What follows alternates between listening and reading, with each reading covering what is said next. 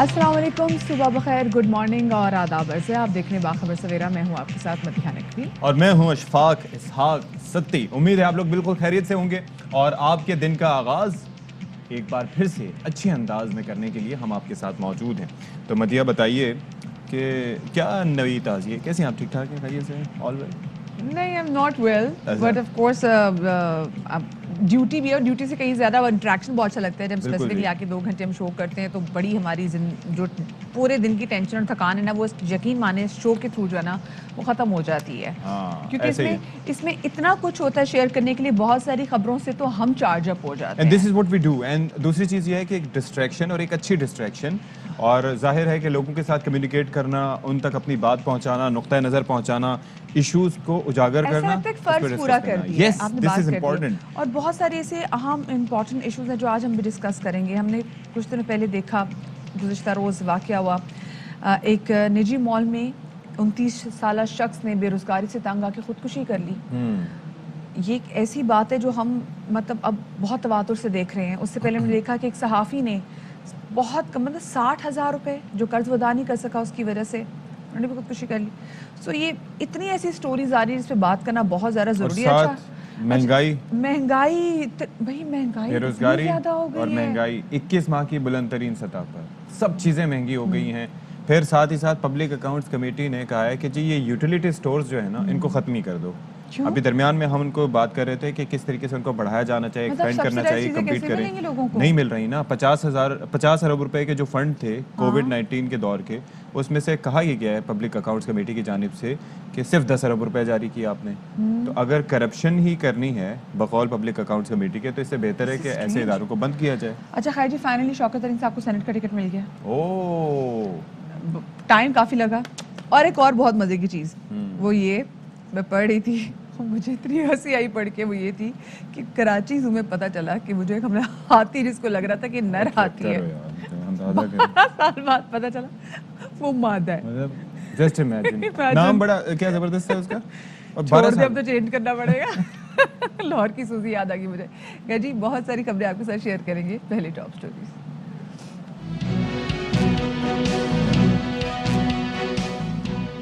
پاکستان میں ویکسینیشن سے متعلق سخت اقدامات کا فیصلہ. این سی او سی نے بوسٹر ڈوزز کی منظوری دے دی. عوامی مقامات پر ویکسینیشن ٹیمیں تعینات کی جائیں گی.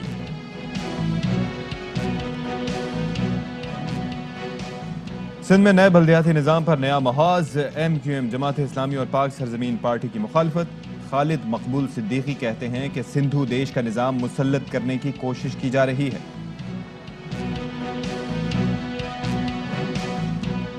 ملک میں مہنگائی 21 ماہ کی بلند ترین سطح پر پہنچ گئی. پھل، سبزیاں، گھی، انڈے، شہد اور دالیں مہنگی. ادارہ شماریات نے اعداد و شمار جاری کر دیے. جی تو شو کے آغاز میں سب سے پہلے تو ہم بات کریں گے کراچی میں ایک نجی مال میں ہونے والے ایک افسوسناک حادثے کے حوالے سے، جس میں ایک 29 سالہ شخص نے اس مال کی تیسرے فلور سے چھلانگ لگا کے خودکشی کر لی. بے روزگاری وجہ بتائی جا رہی ہے، وہ حالات سے بہت ذرا تنگ ہے.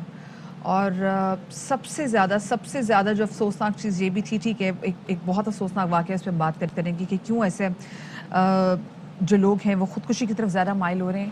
ہم لوگ کے ہاں جو ویڈیو وائرلز کرنے کی ایک نیا ٹرینڈ بن گیا ہے کہ جی پہلے ہم ویڈیو دکھا دیں. جیسے ہم نے ڈاکٹر نوشین قاسمی کا دیکھا جو ٹانڈا میڈیکل یونیورسٹی تھی، جس لڑکی نے ساری عمر حجاب کیا اور اس کے بعد بے حجاب میں اس کی پنکھے سے لٹکی ہوئی تصویر کیسے وائرل ہوئی، اس کی ویڈیو کیسے وائرل ہوئی.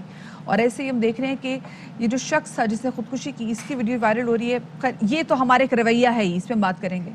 لیکن یہ جو نا امیدی بڑھتی چلی جا رہی ہے، یہ کیوں ہے؟ اس کی وجہ بظاہر جو نظر آتی ہے کہ کمیونیکیشن نہ ہونا، اور دوسرا یہ ہے کہ جب آپ معاشی لحاظ سے دیکھیں ایک سائیکل ہوتا ہے جس کا سب حصہ ہیں. مثال کے طور پر آپ یہاں پر موجود ہیں اور مجھے اگر فرض کریں کوئی مسئلہ آپ سے ڈسکس کرنا ہے اور آپ کی اس وقت ذہنی کیفیت ایسی نہیں ہے کہ آپ اپنے مسائل میں الجھے ہونے کی وجہ سے مجھ سے بات کر سکیں، تو obviously I want discuss it with you. اور اسی طریقے سے جتنے لوگ ہیں وہ کوئی نہ کوئی پریشانیوں میں مبتلا. ہمارے معاشرے میں اگر دیکھا جائے تو بظاہر ایک ماسک ہے ہمارے چہرے کے آگے، اس کے پیچھے کیا ہو رہا ہے کسی کو اس کی خبر نہیں ہوتی. بالکل. اور پھر لوگ ڈسکس نہیں کرتے. یس، دس از دا پوائنٹ. لوگ ڈسکس کرنا اس لیے بھی نہیں کرتے کیونکہ ریسیپٹیو نہیں ہوتے سامنے سے لوگ. یس، لوگ سنتے نہیں آپ کی بات کو. جب کوئی بندہ किसी डिप्रेशन में होता है और आप किसी के पास जाके किसी के साथ अपनी मुश्किलात शेयर करते हैं, तो सबसे पहले खुदारा एक एटीट्यूड तो कभी ना अपनाया करें, जो स्पेसिफिकली अगर हमने लोगों को देखा है कि कभी जाएं और किसी के साथ इतनी प्रॉब्लम शेयर करना चाहें तो लोग कहते हैं तुम्हें क्या पता ज़िंदगी में मैंने क्या फेस किया, मैंने कैसे ज़िंदगी जो है ना उससे फाइट लड़ी हुई है। Don't do this ever to the person who come to you. नहीं, क्योंकि हम देखें हम गलत, अब देखिए सती खुदा ना खास्ता आपको भी प्रॉब्लम हो और आप मेरे पास हैं और मैं कहूँ कि जी देखो मेरी बात सुना, इससे कुछ नहीं होता, देखो मैंने जिंदगी में तो देखो कितना फेस किया हुआ है, why I have to listen to you. क्योंकि अगर मैं ही बंद हो जाऊंगी, मेरा ये दरवाजा ही आपके लिए बंद हो जाएगा, तो आप कहाँ जाएंगे। और इसके अंदर फैक्टर्स आ जाते हैं ना, देखें एक तो रिस्पॉन्सिबिलिटी का फैक्टर है। सपोज एक इंसान कहता है मेरी अपनी जिंदगी में इतने मसाइल, और वाक़ितन होते हैं, देखें हर कोई भरा बैठा है, ऐसा नहीं है कि एक बंदा खुश है और दूसरा जो है वो नाराज है, सबके साथ मसाइल हैं और संगीन नौयत के मसाइल हैं। और उसके अंदर वो फिर रिस्पॉन्सिबिलिटी का तयन भी करते हैं कि मेरी जिम्मेदारी नहीं बनती कि मैं किसी की मेंटल कैफियत को या उसको समझूं, बट हमारी एज अ दोस्त, एज अ फैमिली रिस्पॉन्सिबिलिटी तो बनती है। जब हम देखें कि हमारा घर का कोई फर्द, कोई भी इंडिविजुअल जो अपने आप को हमसे कट करने लग जाए, तो हमें देखना है कि क्या मसले मसाइल हो रहे हैं। कोई ना कोई तो ऐसा वो बंद दरवाज़ा या अंधेरा उसको ऐसा नज़र आता है कि उसको और कोई वे आउट नज़र नहीं आता। डॉक्टर मुइज़ जो कि माइंड साइंटिस्ट के एक्सपर्ट हमारे साथ मौजूद हैं, उनको शामिल गुफ्तगू करेंगे। डॉक्टर मुइज़, बहुत शुक्रिया आपका कि आपने हमें वक्त दिया। बड़ा अफसोसनाक टॉपिक है जिस पे आपको आज हमने मधु किया शो में। क्यों ये बिहेवियर बढ़ता चला जा रहा है, क्यों ये नाउमीदी इतनी फैलती चली जा रही है। अभी हमने रिसेंटली कवर किया है चाणक्य मेडिकल यूनिवर्सिटी में मेडिकल की मतलब 4th ईयर की तालिबा ने जो खुदकुशी की है, और अब इस शख्स ने खुदकुशी की है। क्यों है इतनी नाउमीदी? बिस्मिल्लाहिर्रहमानिर्रहीम। देखिए एक चीज़ याद रहे, दुनिया में खुदकुशियाँ होती है, पाकिस्तान में खुदकुशी की वजह कुछ और है। यहाँ पे माशी मसाइल है, जॉब का ना होना, सर पे कर्जा होना, ये जिम्मेदारी जो हर शख्स के ऊपर होती है, क्योंकि हम सारे एक as a family unit mostly रहते हैं, और अगर हम अलग भी रहते हैं फिर भी हमें अपने वालिदैन वगैरह का ख्याल रखना पड़ता है। तो इंसान के सर पे जिम्मेदारी बहुत होती है। तो हमारे माशरे में ये खुदकुशी का जो रुझान है, उसकी सबसे बड़ी वजह जो है वो अदल इंसाफ का ना हो। आपको पता है कुरान कहता है एक इंसान की जान बचाई पूरी इंसानियत को बचाई, एक इंसान को मारा बिला वजह पूरी इंसानियत को मारा। इसका ये मतलब है कि जितने इदारे जो कि जिम्मेदार है कि हर शख्स को जॉब मिले, कोई शख्स रात को भूखा ना सोए, हर बीमार को इलाज मिले, हर घर के अंदर किसी किस्म के मसले हो, उसमें जो माशी मसले वो हल हो, उसकी जिम्मेदार जितने इदारे हैं तमाम के तमाम इस बात का जवाब दें कि ये क्यों हुआ है। अब एक बच्चा जो जॉब नहीं मिल रही, उसने तालीम हासिल की, माँ बाप ने पता नहीं अपना पेट काट कर इस बच्चे को तालीम दी, अपनी ख्वाहिशों को कुर्बान किया बच्चे की ख्वाहिश के लिए, और आज वो बच्चा हाथ में डिग्री लेके घूम रहा है और उसको फिर जॉब नहीं मिलती, तो फिर इंसान का जहन जो है वो नाउमीदी की तरफ चला जाता है। अच्छा डॉक्टर स्ट्रगल साहब, करते करते एक और आता है चीज़ जब इंसान गिव अप कर लेता है। हाँ, एक और फैक्टर की भी ज़रा उस पर रोशनी डालिएगा कि हमारी ज़िंदगी में मसनूइयत बहुत ज़्यादा आ गई है। मिसाल के तौर पर हम टिकटॉक पे देखें, वहाँ पर जो दिखाया जा रहा होता है वो सब अच्छा, सोशल मीडिया पे चेक करें हर किसी की ज़िंदगी बहुत अच्छी, मॉल्स में जाके देखें बाज़ार लग रहा है कि सब लोग जैसे शॉपिंग के लिए आ रहे हैं। वैसे हम महंगाई की बातें करते हैं लेकिन कहीं पर भी हमें किसी चीज़ से खिंचाव या दूरी दिखाई नहीं देती, सब लोग सब चीज़ें बाज़ाहिर लगता है कि ख़रीद रहे हैं। और ऐसे में जो इंसान नाउमीद होता है वो समझता है कि शायद मेरी ज़िंदगी में सब मसले मसाइल हैं, बाकी सब खुश हैं। तो आपको लगता है ये भी एक फैक्टर हो सकता है? बात ये है कि हम जिस तबके की बात कर रहे हैं, शॉपिंग सेक्टर में दो तबकात आते हैं, एक खरीदने आते हैं, एक देखने आते हैं। अक्सर लोग जो मॉल्स में होते हैं वो खरीदते नहीं है, अगर आप नोटिस करें वो सिर्फ वक्त स्पेंड करने आते हैं। जैसे कराची में गर्मियाँ बहुत होती है, तो आपको पता है कि जब गर्मियाँ शदीद होती में चले जाते हैं, 2-3 घंटे गुजार लेते, फ्री का एसी मिल जाता है, तो हर शख्स वहाँ पे खरीदार नहीं है, वहाँ सिर्फ देखने भी आते हैं। दूसरी चीज़ ये चीज़ ज़रूर है, दिखावा बहुत हो गया है माशरे के अंदर, मसनूइयत बहुत ज़्यादा हो गई है, लेकिन मसला ये है कि जो बेसिक नेसेसिटी इंसान की, देखिए मैंने तालीम हासिल की या मेरे पास कोई हुनर है तो मुझे जॉब मिलनी चाहिए, मुझे मेरा रोजगार मिलना चाहिए। बहुत बड़ा रीजन जो है खासकर नौजवान तबके में जो डिग्री लेके निकलता है, यहाँ जॉब या तो सिफारिश से मिलती है, रिश्वत से मिलती है, चाहे वो इवन मैं प्राइवेट जॉब की बात कर रहा हूँ, बगैर कनेक्शंस के वो जॉब नहीं मिलती आपको, जबकि आप अहल हैं। दूसरी चीज जो बड़ी इंपॉर्टेंट है, मेरे ख्याल में इस बात को समझना होगा कि एक तबका वो है कि जिसको मोहब्बत में नाकामी की वजह से खुदकुशी की तरफ जाता है, एक तबका वो है जो घर की नाचाकी, लड़ाई झगड़े, तंग आके खुदकुशी करता है। तो जब माशरे में अदलो इंसाफ ना हो तो देखिए चंद ऐसे ایسے بیہیویئر پیدا ہوں گے. ان میں سے ایک خودکشی ہے, ایک تشدد ہے, ایک قتل و غارت ہے. تو پورا کا پورا معاشرہ اس وقت ہمارا جس حال میں ہے, مہنگائی اپنی جگہ بالکل ٹھیک ہے, مگر آپ یہ دیکھیں کہ مہنگائی کے ساتھ ساتھ اگر انسان کی آمدنی بڑھی ہو تو مہنگائی نظر نہیں آتی. آمدنی آپ کی سیم ہے, مہنگائی اتنی بڑھ گئی, اب آپ کو اینڈز میٹ نہیں کر سکتے, اور آپ کو اپنے گھر والوں کو پالنا ہے, اپنے بہن کی شادی کرنی ہے, ماں باپ کی دوائی چاہیے, کیسے کریں گے آپ؟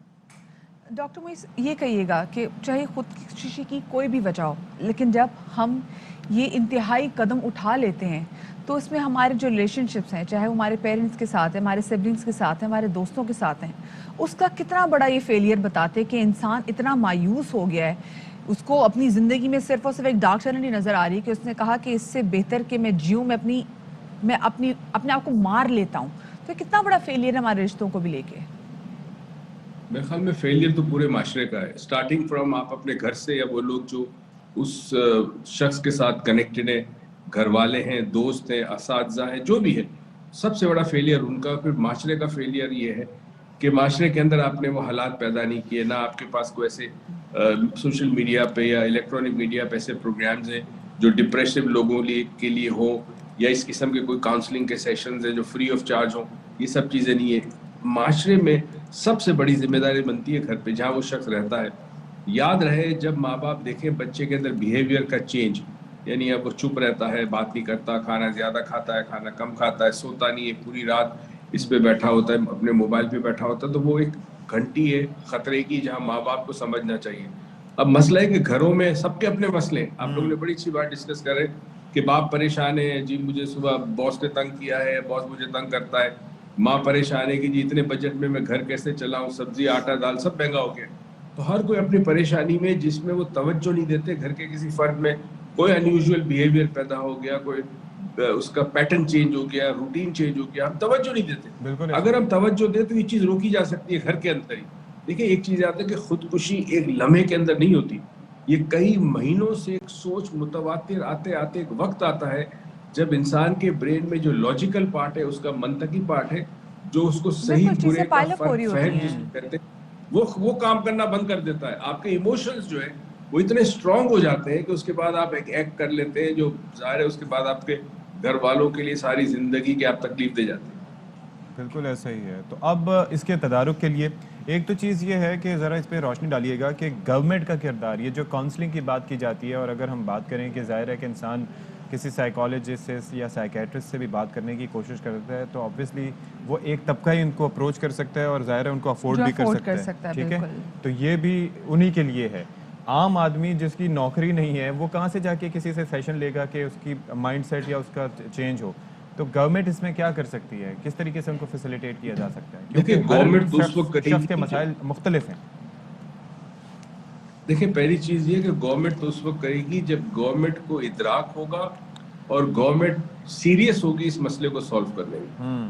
اب گورنمنٹ کو آپ ایکسپیکٹ نہ کریں کہ گورنمنٹ آپ کے لیے کچھ کرے گی, آپ کے لیے گورنمنٹ نہیں کر سکتی. وجہ اس کی میں بتاؤں آپ کو, جب کوئی شخص گورنمنٹ میں آتا ہے وہ خدمت کے لیے نہیں آتا, وہ پیسے بنانے کے لیے آتا ہے.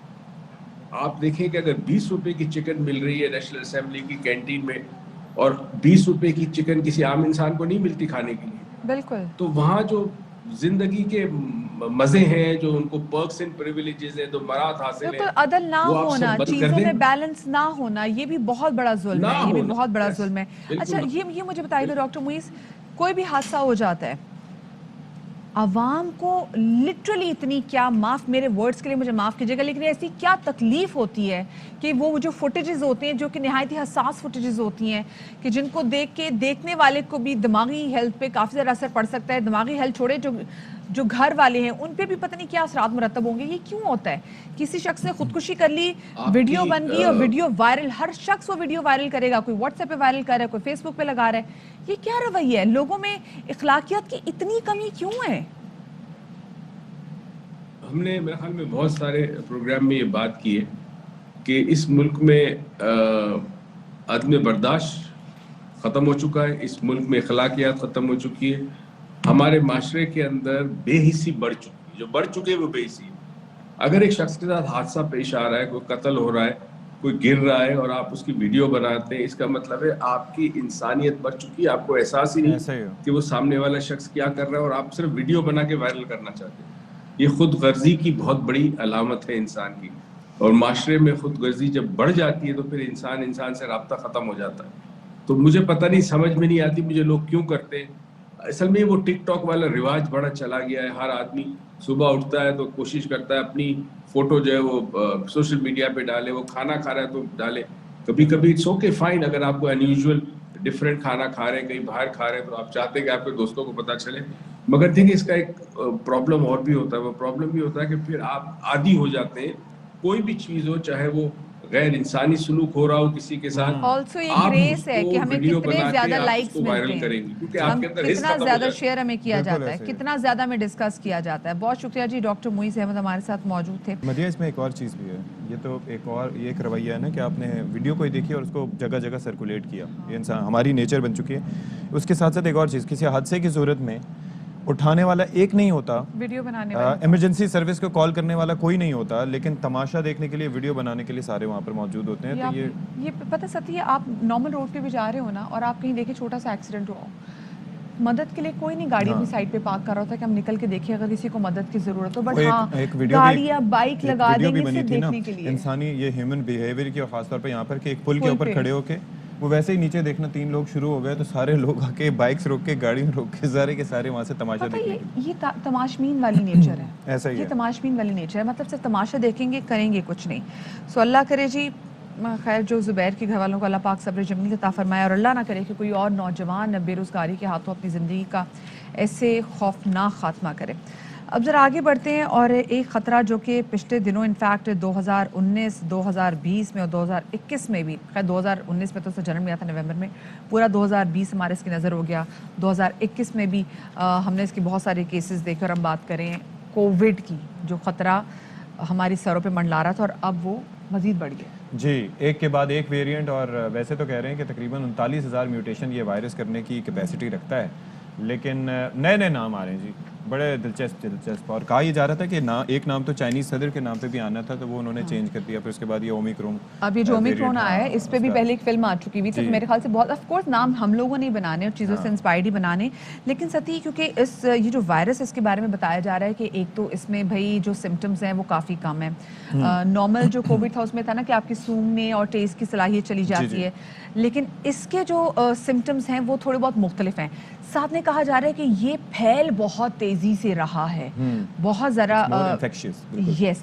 اور ساتھ میں جو سب سے ڈرانے والی بات ہے وہ یہ کہ وہ لوگ جنہوں نے اپنی ویکسین کروا بھی لی, تو یہ بھی کہہ رہے ہیں کہ ویکسین بھی شاید آپ کو اس وائرس سے امیونٹی نہ دے. یہ بھی بات ایک اور بھی چیزیں ہیں نا مدیحہ, دیکھیں 6 مہینے سے زائد, جب انیشلی ہم بات کرتے تھے تو کہا یہ جاتا تھا کہ 6 مہینے تک اس کی ایفیکیسی برقرار رہے گی ویکسین کی, اس کے بعد جو ہے وہ آپ کو دوبارہ کروانی پڑے گی, بوسٹر کی طرف جانا ہوگا. بھلے پرانا ویریئنٹ کام کر رہا ہو, ڈیلٹا کر رہا ہو, لیمڈا کر رہا ہو, موو کر رہا ہو, کوئی بھی ہو, لیکن یہ کہ آپ احتیاط اسی صورت میں. تو بہرحال جو NCOC کے اجلاس میں یہ ایک خصوصی ویکسینیشن مہم شروع کرنے کا فیصلہ کیا گیا ہے. ساتھ ہی ساتھ جناب یہ کہا گیا ہے کہ NCOC کا جو فیصلہ وہ یہ ہے کہ تمام صوبے ویکسینیشن آؤٹ ریچ مہم شروع کریں گے, اور عوامی مقامات پر ویکسینیشن کی ٹیمیں تعینات کی جائیں گی, اور بوسٹر جو ڈوز ہے وہ ہیلتھ کیئر ورکرز اور 50 سال سے زائد العمر افراد کو فی الحال پہلے مرحلے میں ان کو لگائی جائے گی. تو اسی والے سے مزید بات کر لیتے ہیں. ڈاکٹر سعید خان صاحب ہمارے ساتھ موجود ہیں, ان کو شامل گفتگو کریں گے. السلام علیکم ڈاکٹر صاحب, بہت عرصے کے بعد آپ ہمارے اسٹوڈیوز آئے. ڈاکٹر صاحب آپ کو ویلکم بھی کہیں گے, اور وہی بات کہ ٹاپک بھی اتنا خوفناک ہے کہ ہمیں پھر سمجھ میں نہیں آ رہی کہ کیا کرنا ہے. بڑی مشکل سے ہمیں لگا تھا, مسا میں چھٹکارا ملا ہے کرونا سے, اور اب جو نیا ویریئنٹ ہے اس سے اتنا ڈرایا جا رہا ہے. آپ نے ابھی تک جو ریسرچ ڈاکٹرز کی, آپ لوگوں نے ابھی تک کیا دیکھا ہے, پہلے یہ تو بتائیں. آپ ہمیں بھول جاتے اس لیے نیا ویریئنٹ آ جاتا ہے, پھر ہمیں آنا پڑتا ہے. ایسا ہے, ہم چاہتے ہیں ہم آپ کو بھولے ہی رہے. یہ انفارچونیٹلی ہے, لیکن کیونکہ آلریڈی یہ ایک موونگ ٹارگٹ ہے, ہم مسلسل اس پہ بات کریں کہ یہ ایک زندہ چیز ہے, تو اس میں چینجز آتی رہیں گی. تاحد یہ کہ ویکسینیشن پوری دنیا میں کمپلیٹ نہ ہو. اومیکرون ایک نیا ویریئنٹ ہے, نام اس کا آلریڈی نون اس لیے ہے کہ گریک جو الفابیٹس ہے اس کے حروف تاجی کے نام سے آتے چلے جائیں گے. اس طرح نیکسٹ جو آئے گا وہ پائی کے نام سے ہوگا. تو یہ اس سے پہلے زی کے نام سے آنا زی والا جو, کیونکہ وہ آپ نے ریزن بتایا اسی وجہ سے انہوں نے نام نہیں رکھا تاکہ وہ کوئی اسٹگما وغیرہ اس سے ریلیٹڈ نہ ہو جائے. تو یہ اس ویریئنٹ میں یہ مسئلہ ہے کہ اس میں بہت زیادہ جینیاتی تبدیلیاں میوٹیشن مور دین 50 میوٹیشنز ہے ایز کمپیئر ٹو لاسٹ جو ڈیلٹا ویریئنٹ ہے اس کے ڈبل میوٹیشنز ہیں. اور میوٹیشن کا مطلب جس طرح لاک اینڈ کی ہوتا ہے, جس طرح چابی سے تالا کھلتا ہے اور اینٹی باڈیز جو ہے وائرس کو کل کر دیتی ہے, لیکن اگر وہ گروپس چینج ہو جاتے ہیں چابی کے تو وہ تالا نہیں کھل پائے گا. تو بالکل اسی طرح اس میں جینیاتی تبدیلی کی وجہ سے یہ اس کا اینٹیجن جو ہے چینج ہو جاتا ہے اور یہ اینٹی باڈیز پہ پھر مؤثر نہیں ثابت ہوتی. جس طرح آپ نے کہا کہ ویکسین بھی زیادہ افیکٹو نہیں ہوگی, اور یہی وجہ ہے کہ ابھی تقریباً ہفتہ 10 دن ہوئے اور یہ 23 ممالک میں پھیل چکا ہے اور 200 سے زیادہ کیسز رپورٹ ہو چکے ہیں. پہنچ گیا ہے. اور اگر آپ اس ٹیکنیکل بات ہے کہ تمام وہ لوگ صرف ٹریول کر سکتے ہیں جو انہوں نے ویکسین لگائی ہے, تو یہ پھیل بھی رہا ان لوگوں سے جنہوں نے ویکسین لگائی. اگر آپ یہ ٹیکنیکل بات نوٹ کر رہے ہیں کہ اس وقت ٹریولنگ صرف وہ لوگ کر سکتے ہیں جو آلریڈی ویکسینیٹڈ ہو, تو یہ جو پھیلنے کی کرنٹ وجہ ہے وہ مطلب ایون ویکسینیٹڈ لوگ ہی ہیں. لیکن ویکسین جو ہے وہ ٹرانسمیشن سے 100% وہ نہیں روکتی, وہ مورٹیلٹی, لیکن بیماری سے آپ کو تحفظ دیتی ہے, ٹرانسمیشن کو 100% نہیں روک پائے گی. ابھی تک ویسے کیا دیکھا ہے, کیونکہ دیکھیں ہم نے جو باتیں سنی ہیں ہم وہی اپنے ناظرین تک پہنچا رہے ہیں, لیکن اس کی لیتھلٹی کتنی ہے, مطلب کتنا نقصان پہنچا رہے ہیں اپنے پیشنٹس کو. اچھی بات یہ ہے کہ یہ بہت زیادہ خطرناک نہیں ہے. جو کنسرن کا جب ہم ترجمہ کرتے ہیں تو اس کو ہم خطرناک ترجمہ کرتے ہیں یا تشویشناک کرتے ہیں, جو ٹیکنیکلی صحیح نہیں ہے. اس کا جو WHO ویری آف کنسرن اس لیے کہ اس کا پھیلاؤ زیادہ ہے, اسپریڈ زیادہ ہے, تو یہ ہر اس بندے کو خدا نخواستہ شدید بیماری نہیں لایا کرے جس کو یہ انفیکٹ کرے گا, لیکن اس کا اسپریڈ زیادہ ہے. تو اسپریڈ زیادہ ہونے کی وجہ سے ان کمزور مدافعتی افراد کا تعداد اس میں بڑھ جائے گی. تو ڈیتھ ریٹ وہی 2% ہے اب تک جتنے بھی ویریئنٹس ہیں اس سے زیادہ نہیں ہے, لیکن اس کا پھیلاؤ کیونکہ زیادہ ہے. اور دوسری جو تھوڑی سی خدشے والی بات ہے کہ آلریڈی ویکسینیٹڈ لوگوں کے ذریعے بھی یہ پھیل رہا ہے, تو اس کو مد نظر رکھتے ہوئے جس طرح آپ نے کہا کہ ہمیں ویکسین پروسیس مزید ویکسینیشن پروسیس تیز کرنی چاہیے, بوسٹر ڈوز کا اہتمام جس طرح گورنمنٹ کرنے جا رہی ہے تو اس میں مزید. اچھا یہ بتائیں کہ یہ جو بوسٹر ڈوز وغیرہ تو لگوا رہے ہیں, لیکن جو ہیلتھ فرٹرنیٹی ہے آپ لوگ کیا سمجھتے ہیں اس وقت کہ سیم جو ویکسین مثال کے طور پر آپ کی اگر آپ کو سائنو ویک لگائی گئی ہے تو اسی کا ایک نیکسٹ ڈوز لگ جائے جو کہ اپڈیٹڈ نہ ہو لیکن نیکسٹ ڈوز ہو, یا پھر کسی دوسری ویکسین کا, جیسے لوگ پہلے وہ ایک ان کا بھی کاکٹیل بنانے کی کوشش کر رہے تھے کہ جناب آپ وہ فائزر کی لگوا لیں اگر آپ نے سائنو یا سائنو ویک بھی لگائی ہوئی. اس بار آپ لوگ کیا سجیسٹ کریں کہ کیا ہونا چاہیے؟ ویکسین جو بھی اویلیبل ہے وہ نہ ہونے سے کئی گنا بہتر ہے. مطلب یہ بات تو قطعی ہے کہ ویکسینیشن اس مسئلے کا حل ہے. پھر کچھ ویکسین کی ایفیکیسی بہت زیادہ ہے, جو فائزر ہے یا ماڈرنا ہے, اس کی ایفیکیسی جو رزلٹ اور ڈیٹا شو کرے اس کی ایفیکیسی زیادہ ہے. تو اگر وہ میسر ہو تو اگر بوسٹر ڈوز میں وہ لگائی جائے جس طرح ویسٹ کنٹریز میں وہ لگائی جا رہی ہے تو وہ زیادہ بہتر ہے.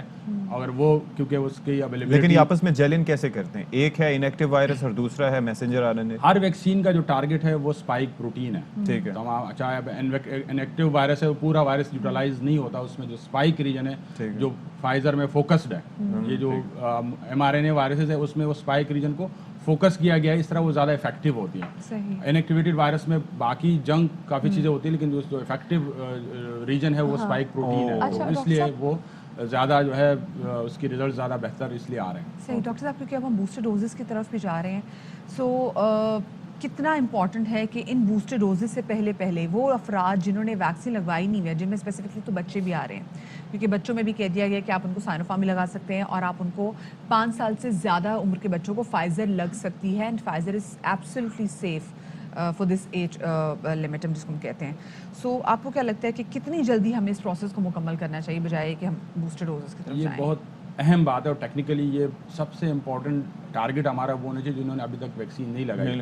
سب سے زیادہ خطرناک گروپ ایون ویکسینیٹڈ لوگوں کے لیے بھی وہ لوگ ہیں جنہوں نے اب تک ویکسین نہیں لگائی, کیونکہ وہ مین ریزروائر ہے وائرس کے لیے, چاہے وہ بچے ہوں یا بڑے ہوں, اس میں یہ وائرس نشوونما پاتا ہے, پھر اس میں میوٹیشنز آتی ہیں اور پھر ان لوگوں کو پھر متاثر کر سکتا ہے جنہوں نے ویکسین لگائی ہے. تو جن لوگوں نے ویکسین نہیں لگائی وہ زیادہ بوسٹر کے بجائے کہ میں تیسرا ڈوز لگاؤں, اس سے بہتر یہ ہے کہ جس نے ابھی تک ایک ڈوز نہیں لگائی میں وہ ویکسین ان تک پہنچاؤں. سوچیں جنہوں نے ویکسین لگائی ان کو بوسٹر کے لگے گا, مطلب وہ جن کو ہم یہاں کنونس نہیں کر پائے تو وہ بوسٹر کے لیے کیسے کنونس ہوں گے؟ یہ بہت بڑا, تو دو چیزیں ہیں, کم علمی بھی ہے اور ریسورسز کی اویلیبلٹی, اس کو دونوں چیزوں کو مطلب نالج اویئرنیس بھی بڑھانا چاہیے, اور ڈور اسٹیپ تک جانا چاہیے تاکہ ان لوگوں کو آپ کنونس کریں. مطلب گورنمنٹ میڈیا کا اس میں اہم رول ہے کہ وہ لوگ جو اب تک اس بات میں مطمئن نہیں تھے کہ ان کو ویکسین لگانی ضروری ہے. اب اگر آپ دنیا کی انٹرنیشنل سیناریو دیکھیں تو یہ اومیکرون اور اس کا اگر آپ کنیکٹ کر لیں لاک ڈاؤن سے اور ان چیزوں سے, تو ان کے لیے پھر ظاہر بات ہے جو معاشی سرگرمیاں وہ بھی رک جاتی ہے. تو وہ اس کو اگر وہ کنسیڈر کر لیں تو ویکسینیشن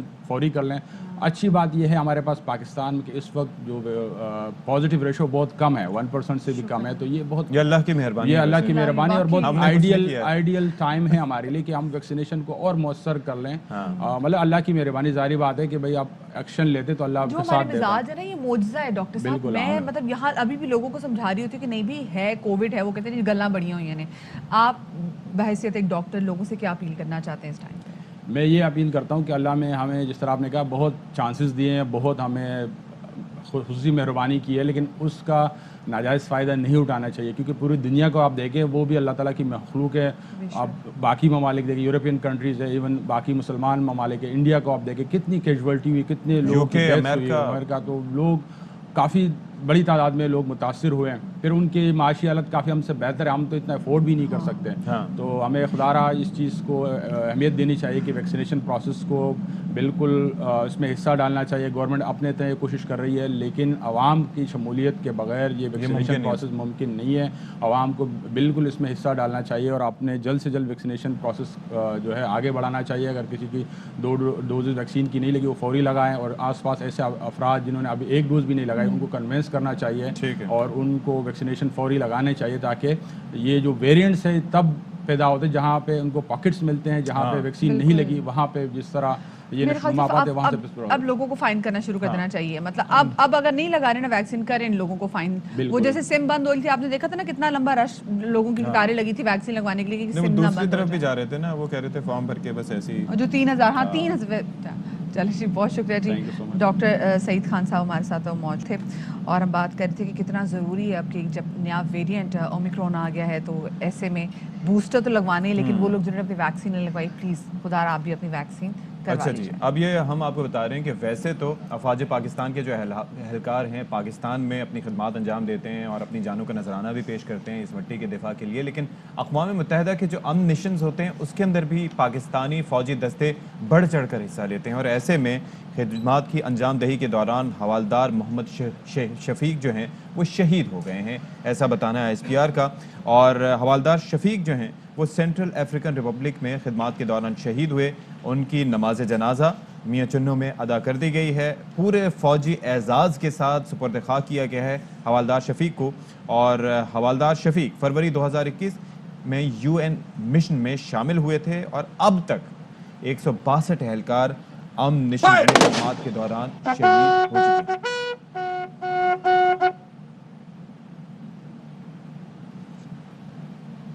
جی, تو ہم آپ کو یہ بتا رہے تھے کہ یہ ظاہر ہے کہ شہید ہیں ہمارے حوالدار محمد شفیق اور یہ سینٹرل افریقن ریپبلک میں خدمات کے دوران شہید ہوئے ہیں اور ان کی نماز جنازہ میاں چنو میں ادا کر دی گئی ہے. چھوٹی سی بریک لیں گے یہاں پہ, ہمارے ساتھ رہیے گا.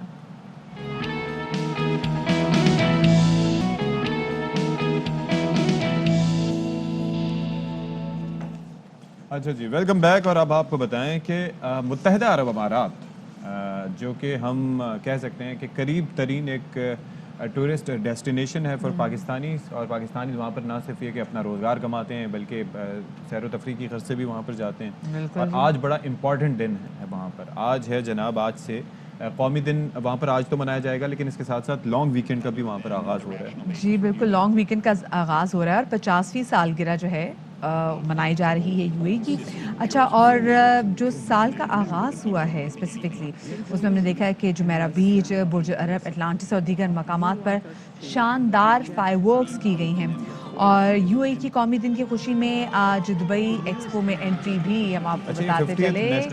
جی 50th نیشنل ڈے ہے اور دبئی ایکسپو کی آپ کو بالکل ٹکٹ نہیں دینی پڑے گی. اگر آپ لوگ آج کے دن جائیں گے تو آج کا دن بالکل آپ کو فری آف کاسٹ کا آپ کا پورا ٹور پڑے گا. بس آف کورس کھانے پینے کے لیے چیزیں تو آپ کو خود ہی خریدنی پڑے گی, لیکن اگر پاکستان سے جائیں گے تو کرایہ پھر آپ کو لگ پتہ جائے گا.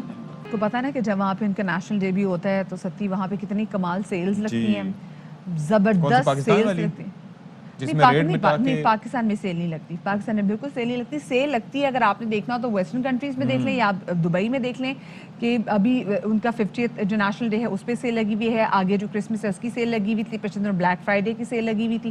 تو سیل بسیل سیل بسیل سیل بسیل, ہمارے یہاں نام لے لیتے ہیں اور باقی ریٹ چینج کرتے ہیں آگے پیچھے. کچھ بھی نہیں ہوتا یہاں پہ, بس سیل 1600 کی چیز کو 2600 کا لے کے پھر 1600 میں بیچتے ہیں, مطلب اور اپنی یہ ہوتا ہے 40% آف.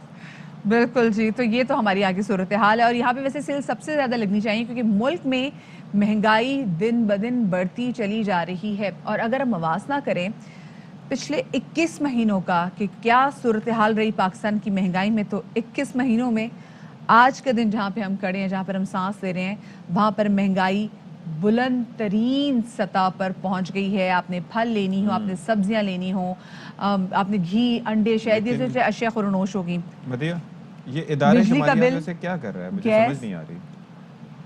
وہ بتا رہا ہے آپ کو اتنی نہیں کیوں مہنگائی بتا بڑھ رہا گئی ہے. ان کو ڈر نہیں لگتا. مطلب مجھے ایک بات بتائیں, اللہ سے ڈر نہیں لگتا؟ آئی مین مطلب آپ اس سوچیں, بیچارے نے تو بتا دینا یہ مہنگائی ہوئی ہے, تو ڈر تو ان کو لگنا چاہیے جو مہنگائی کر رہے ہیں, ان کی وجہ سے مہنگائی ہو رہی ہے.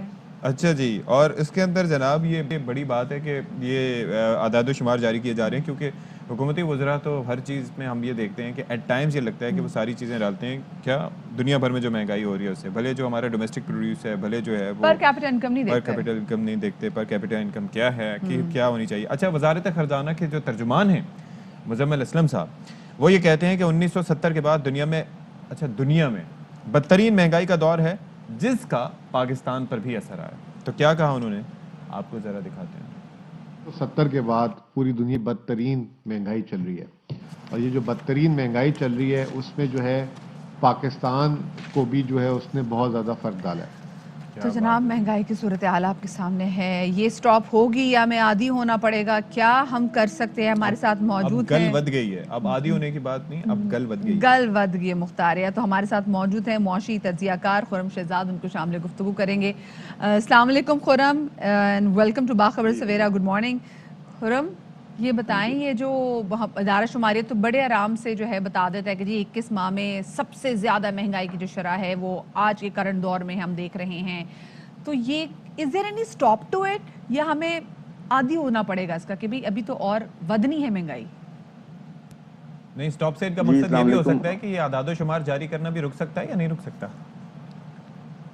نہیں, اعداد و شمار جاری کرنا کیوں رکے, وہ تو جاری کرنا ضروری ہے. اس کی وجہ یہ ہے کہ جب تک انفارمیشن نہیں ہوگی آپ کے پاس اور حقائق نہیں ہوں گے تو کیسے کوئی جو ہے اپنے آپ کو مینیج کر سکے گا, یا کیسے کوئی ڈیسیشن لے سکے گا, چاہے وہ پالیسی میکر ہو یا اس کے یوزر ہو, یا پھر جو افیکٹ ہو رہا ہو.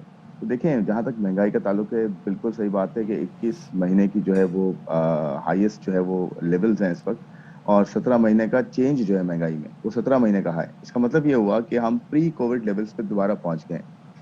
پاکستان میں پری کووڈ لیولز پہ مہنگائی گئی ہے, جو کہ اگر آپ کو یاد 2020 میں ہم تقریباً 15% تک جو ہے وہ رفتار میں پہنچ گئے تھے شرح جو ہے وہ یہ بیسکلی مہنگائی کی شرح پہ. اور اس کے ساتھ ساتھ فوڈ انفلیشن ہمارے یہاں 20% ہو گئی تھی اس وقت, یعنی کہ کووڈ سے پہلے. اس کا مطلب یہ ہوا کہ کووڈ آنے سے تھوڑی سی ہمیں جو ہے وہ بہتری ملی انفیکٹ, کیونکہ کموڈٹی پرائسز نیچے گئی اور ہمیں جو ہے جو مہنگائی کی رفتار تھی اس میں کمی ہوئی تھی 8%, 6.5%, لیکن وہ 7% ریفلیکٹ نہیں ہوا نا خرم, اب کیونکہ ہوا یہ کہ لوگ اسی طریقے سے بے روزگار بھی ہوئے, ان کی سیلری کٹس بھی لگے, انہیں 10 طرح کے مسائل کا سامنا کرنا پڑا, بزنسز ختم ہوئے, تو وہ معاملہ وہی رہا, بلکہ لوگوں کو اور زیادہ سفر کرنا پڑا. جی, میں یہ اسی طرف آ رہا تھا کہ دیکھیں ہمارے یہاں نا یہ مہنگائی کے 2 حصے ہیں. ایک تو یہ کہ مہنگائی جو ہے ایڈمنسٹرڈ پرائسز کے تھرو ہوتی ہے. اس کا مطلب کیا ہے؟ اس کا مطلب یہ ہے کہ ہم IMF پروگرام میں ہیں تو ہمیں پیٹرول پہ جو ہے پیٹرولیم لیوی بڑھانی ہے, اور اس کا ٹارگٹ ہمیں پورا کرنا ہے ٹیکس کا. پھر ہم جو ہے ٹیکسز کی ایگزمپشنز ختم کرتے ہیں اگر, پھر ہم جو انرجی پرائسز ہم نے بڑھائی ہیں, پھر ہم جو ہے کرنسی جو ہے وہ اس میں جو ہے قدر میں کمی ہوتی ہے تو اس کا بھی امپیکٹ آتا ہے ہمارے, کیونکہ وہ ساری امپورٹنٹ انفلیشن آتی ہے. تو اس کو کہتے ہیں ایڈمنسٹرڈ پرائس انکریزز. دوسرا پرائس انکریز یہ ہوتا ہے کہ جو کہ ڈیمانڈ کی وجہ سے, کہ جی لوگوں کے ہاتھوں میں بڑا پیسہ ہے, لوگوں کے پاس بہت زیادہ ارننگز ہیں اور لوگ جو ہے وہ خرچ کر رہے ہیں. یہ دونوں حصے ہیں بڑے ہیں, لیکن زیادہ تر جو حصہ ہے نا مہنگائی کا, یہ بڑا امپورٹنٹ پوائنٹ ہے, وہ بیسکلی 2/3 حصہ ہے. یعنی کہ مہنگائی جتنی بڑھ رہی ہے اس میں 2/3 حصہ یہ قیمتیں جو ہیں بجلی کی قیمتیں, یہ پیٹرول کی قیمتیں, اور دوسری اشیاء خودنوش کی قیمتیں، ان سب کا حصہ کافی زیادہ، جسے کہتے ہیں فوڈ انفلیشن اور انرجی انفلیشن، اور یہی سب سے زیادہ امپیکٹ اچھا کرتی اب ہے یہ بتائیں، ایک عام آدمی کو. آپ کو پتہ اب ہے یہ بتائیں کہ اب ہم یہ دیکھ رہے ہیں کہ دیکھیں ہمارے سامنے یہ لگ رہا ہے کہ دیکھیں ایک ٹرانسپیرنٹ سسٹم اس طرح کا ہمیں لگ رہا ہے کہ جو آ رہا ہے وہ ڈش آؤٹ کیا جا رہا ہے، یعنی کہ آئی ایم ایف کی جانب سے جو شرائط آ رہی ہیں وہ عوام پہ اس طرح سے امپلیمنٹ ہو رہی ہیں، اور گورنمنٹ عوام کو یہ بتا رہی ہے کہ چونکہ دنیا میں مہنگائی ہے اس لیے ہم یہاں پر مہنگائی کر رہے ہیں، چونکہ آئی ایم ایف کی جانب سے یہ نہیں. شرائط رکھی گئی ہیں تو ہم مجبور ہیں یہ کرنے کو. تو آپ لگتا ہے کہ گورنمنٹ کا کردار یہی ہونا چاہیے، یا ان کا کام ہے وہ حکومت میں اس لیے آئے ہیں کہ وہ گورنمنٹ کو فیسیلیٹیٹ کریں and that is why they are there? بالکل، دیکھیں یہ کہنا تو ٹھیک نہیں ہے، اور کمپلیٹلی ایسا نہیں ہے کہ جی وہ باہر مہنگائی ہو رہی تو ہمارے یہاں مہنگائی، ایسا نہیں ہے. ہمارے یہاں اپنے گورننس کے ایشوز ہیں، ہمارے یہاں اپنے فوڈ کے سپلائی چین کے ایشوز ہیں، ہمارے یہاں انرجی کے اپنے پرابلمز ہیں. اسی لیے تو پاس آن کیا جا رہا ہے نا. اگر ہمارے یہاں انرجی کے پرابلمز نہ ہوتے، سیکولر ڈیٹ نہ ہوتا، یا ہمارے یہاں جو ہے قیمتیں جو بجلی جس پہ پیدا کی جاتی ہے وہ مہنگی ہوتی ہے اور جس پہ بیچی جا رہی ہے وہ سستی ہوتی ہے، ایسا کیوں ہوتا ہے؟ یہ تو ہمارے اپنے پرابلمز ہیں، ہمارے اپنے انرجی کے ایشوز ہیں. اگر گورننس ہے تو ہم نے فوڈ کو صحیح سے جو ہے سپلائی چین کو صحیح سے گورن ہی نہیں کیا، ہم نے مارکیٹس کو صحیح سے گورن ہی نہیں کیا کہ وہاں 1 روپے بڑھتا ہے یا 10 روپے بڑھائے جاتے ہیں. پیٹرول کی قیمتیں کیوں بڑھائی جاتی ہیں؟ اس کے اندر پیٹرولیم لیوی تو ہمارا اپنا حصہ ہے جو ہم نے کمٹ کیا ہوا ہے آئی ایم ایف کے ساتھ. دیکھیں پرابلم ہمارے یہاں بھی بہت زیادہ ہے، ہماری اپنی پالیسی میں فلاز ہیں، ہمارے اپنے ایک طرف ہم پالیسی بناتے ہیں سپورٹ کرنے کی گروتھ کی، دوسری طرف اس کو جو ہے ریسٹرکٹ کرنے کی بات کرتے ہیں. اور دوسرا یہ ہم ٹائملی مثال کے طور پہ ڈیسیجن جو ہے نا ایگزامپل دیتا وہ ہوں ہم میں سمہاؤ نہیں ایک لے سکتے. ایگزامپل دیتا ہوں ہاں میں ایک ایگزامپل دیتا ہوں. جیسے کہ گاڑیوں کی پالیسی تھی کہ جی گاڑیاں ہم نے سستی کی پہلے کہ جی گاڑی ہر کوئی افورڈ کر سکے. جب دیکھا کہ امپورٹ بل بہت زیادہ بڑھنے جا رہا ہے، اب ہم کہہ رہے گاڑیاں بند کر دیں. تو دیکھیے پالیسی میں ایڈاکٹزم ہم نے بہت زیادہ رکھا ہے، اور ہم نے ڈائیکاٹمی بہت ہے ہماری اپنی ہی پالیسی میں، ڈسکنیکٹ کافی. تو ہمیں اس کو صحیح کرنا ہوگا. اور شارٹ تو ٹرم پرابلم ڈیسیجن. یہ ہے کہ ہمارے اپنے پرابلمز بھی ہیں. ہمارے یہاں تو 3-4 سال سے مہنگائی یس یو بڑھ آر رہی ہے نا. Absolutely right. ہمارے انٹرنیشنل ہاں یہ مارکیٹ میں تو ابھی گورننس کے مہنگائی ایشو ہوئی ہے. رہے ہیں، ایڈمنسٹریشن کے بھی ایشو رہے ہیں، ہمارے ڈیسیجن میکنگ کے اور ٹائملی ڈیسیجن نہ لینے کے بھی ایشو رہے ہیں. اچھا اب یہ مزمل نے بالکل. جیسے کہا ہے کہ 1970 میں دیکھیں نا، 1970 میں آپ بھی نہیں تھے، ہم بھی نہیں تھے، اور لیکن کیونکہ آپ معاشیات آپ کا سبجیکٹ ہے، آپ اس کے اسٹوڈنٹ ہیں، تو 1970 میں واقعی بہت مہنگائی تھی جتنی آج مہنگائی ہے. نہیں ایسا نہیں ہے، اور وہ صحیح چیز بھی نہیں ہے کہ میں 1970 کو جو ہے وہ کمپیئر کروں آج سے. اس وقت کچھ اور ڈائنامکس تھے، اس وقت کچھ اور دنیا تھی. آج ٹیکنالوجی کا زمانہ ہے، آج دنیا کہیں سے کہیں جا چکی ہے. دیکھیں اگر اس وقت تو آرگومنٹ ہمارے آپ دیں عرب گے نا تو بھائیوں کے میں ہر پاس بھی طرح کی پیسہ نہیں تھا، جسٹیفیکیشن. تو کمپیریزن بنتا ہی جی نہیں جی ہے، دیکھیں نہ تیل تھا. دیکھیں اب میں یہ کہہ رہا ہوں کہ بات ہم آرگومنٹ کے لیے تو ہم کچھ بھی کہہ سکتے ہیں نا. آپ صرف اور صرف ایک آن اسٹریٹ ایک عام آدمی سے جا کے پوچھ لیں، آپ کو وہ پوری اکنامک سمجھا دے گا کہ جی اس کے کتنا روزگار ہے، کتنا وہ خرید پا رہا ہے، کتنا وہ خرچ کر پا رہا ہے، کتنا اس کے گھر پہ پرابلم ہے، کتنا کیا ہے. تو میں ہمیشہ یہ کہتا ہوں کہ اپنی پالیسی سٹارٹ کرے نا تو ایک غریب سے غریب آدمی سے سٹارٹ کرے، اچھا کیونکہ ایک اور وہاں سے چیز، تو اوپر سب بہتری ہو سکتی ہے نا. ہاں ایک اور جی جی چیز یہ بھی ذرا بتا دیں، روشنی ڈال دیں. یہ جو یوٹیلیٹی اسٹورز والا چکر ہے ابھی آپ کے سامنے آئے، ان کو بنانے کا مقصد یہ تھا کہ پورے ملک میں ان کا نیٹ ورک ایسا پھیلے کہ یہ عوام کو سبسڈائز نرخوں پر چیزیں دے سکیں. ٹھیک ہے، کراچی میں اس طرح سے مسابقت نہیں دکھا سکے تھے، لیکن اسلام آباد اور لاہور میں کافی انہوں نے بہتر کام کیا تھا. اب یہ پتہ چلا ہے کہ یہ کووڈ کے دوران جو فنڈ جاری کیے گئے تھے اس میں سے 50 ارب میں سے صرف 10 ارب ان کو ملے، باقی 40 ارب کا کچھ پتہ نہیں. یہ پبلک اکاؤنٹس کمیٹی کی جانب سے یہ استفسار کیا گیا کہ بھائی وہ باقی پیسے کہاں گئے، اور سیکرٹری خزانہ کو بھی کافی تنقید کا نشانہ بنایا گیا. تو یہ معاملہ کیا ہے کہ فنڈز کی مس مینجمنٹ بھی ایک ایشو ہے، اس کے اندر بھی کیا ابھی خردبرد ہو رہی ہے؟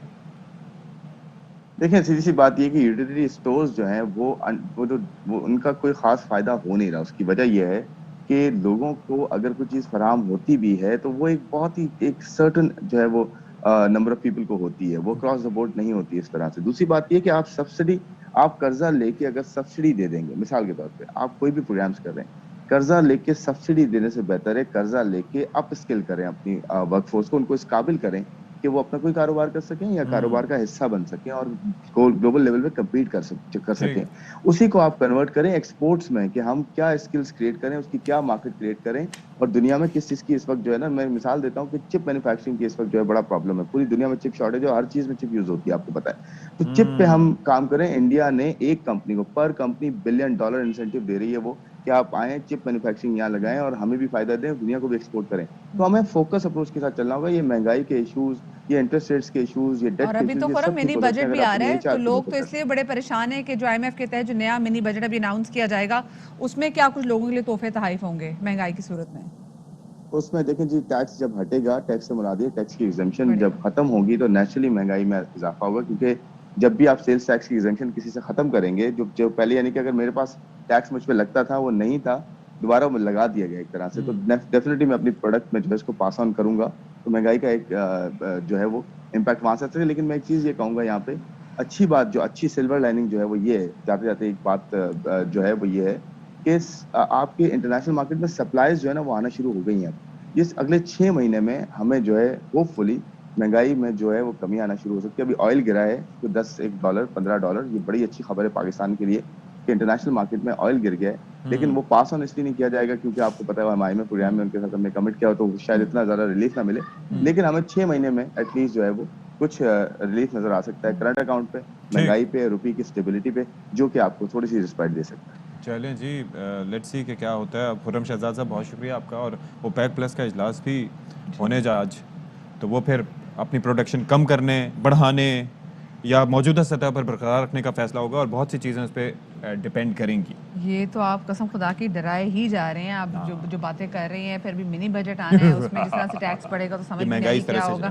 مہنگائی بڑھی ہے بھائی, اور اس معاملے میں وہ لوگ جو کہ اس مہنگائی کا فائدہ اٹھا رہے ہیں ان کے خلاف ایکشن لینا ضروری. جیسے بھی دیکھیں احمد پور شرکیہ میں کیا ہوا, ایک شخص جو تھا دکاندار, وہ بیچ رہا تھا مہنگی چینی.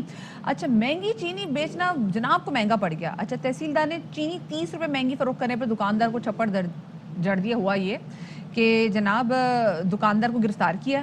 جب اس نے مزاحمت کی تو تحصیلدار نے کہا یہ لیں پلیز, دس از تھپڑ فار یو. اچھا لیکن یہ صرف 30 روپے کلو مہنگی, مطلب میں تو یہ کہہ رہا ہوں ہر کوئی اپنی کیپیسٹی میں کر رہا ہے. 300 ارب والے کو کسی نے آج تک چنڈ ایسے کرائی ہے؟ وہاں بھی کرائے نا. دیکھیں اکراس دا بورڈ جب تک اکاؤنٹیبلٹی نہیں ہوگی تو پھر کیا فائدہ ہے ایسی چیزوں. وہ جو شو کا آغاز ہم نے جس بات سے کیا تھا کہ عدل ہونا بہت زیادہ ضروری ہے, عدل برابری کی بنیاد پہ ہو. یہ نہیں کہ جناب یہ ایک بندہ جو اس طریقے سے پکڑا گیا, ٹھیک ہے آپ اریسٹ کریں, آپ فائن کریں, آپ لے کے جائیں. 30 روپے فی کلو چینی فروخت کرنا بھی تو بہت بڑا ظلم ہے. چھوٹی سی بریک کے بعد ملتے ہیں.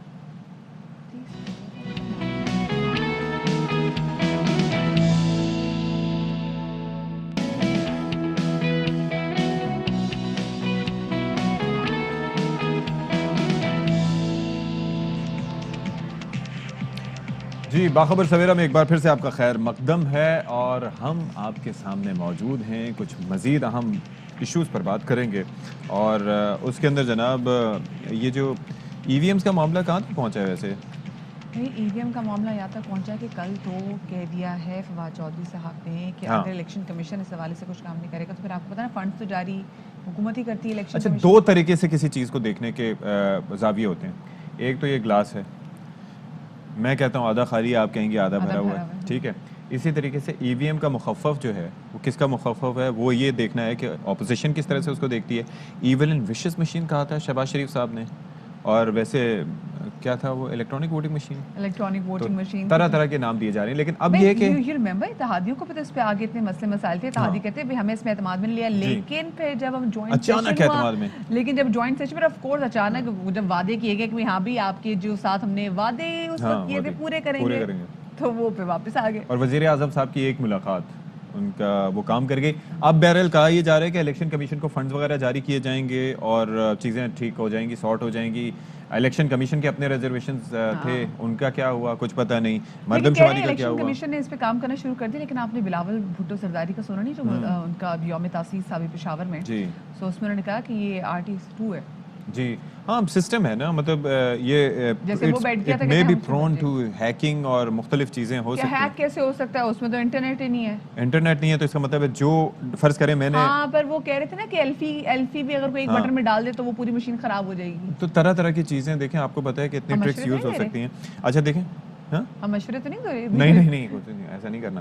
میں یہ کہہ رہا ہوں کہ اب دیکھیں یہ کنیکٹ نہیں ہے تو اس کا ڈیٹا یہاں سے وہاں جانے کے لیے بلوٹوتھ سے لے کے 10 چیزیں یوز ہو سکتی ہیں. لیکن اگر ایسا کوئی سیٹ اپ نہیں ہے تو اس کا مطلب ہے کہ جو مشین کا ڈبہ کوئی اٹھا کے لے گیا تو اس کا مطلب ہے کہ اسی کو پتا ہوگا کہ کتنے ووٹ تھے اس میں. خیر چھوڑیں اس کو, بات کرتے ہیں اسموگ کی. ٹھیک ہے, سچویشن بہت ایمرجنسی کا اشارہ بھی دے دیا گیا ہے کہ لاہور اور پنجاب بھر میں جو صورتحال ہے اب وہ پرولونگڈ ہوتی جا رہی ہے. کوئی دیکھیں 2 طرح کی چیزیں ہوتی ہیں, ایک ہوتا ہے کسی جگہ کا کنٹیمنیٹڈ ہونا, ہیزرڈز ہونا وہاں کے انوائرمنٹ کا, اور دوسرا ہوتا ہے کہ آپ کا ایکسپوجر جو ہے وہ وہاں پر کتنی دیر تک ہوتا ہے. اور آپ نے جو ایمرجنسی کی بات کی نا, یہ ایمرجنسی نے لاک ڈاؤن کی بات کی جا رہی ہے, سو دیکھتے ہیں کہ ہوگا کیا. اس پر تفصیلی گفتگو کریں گے, لیکن پہلی ٹاپ سٹوریز.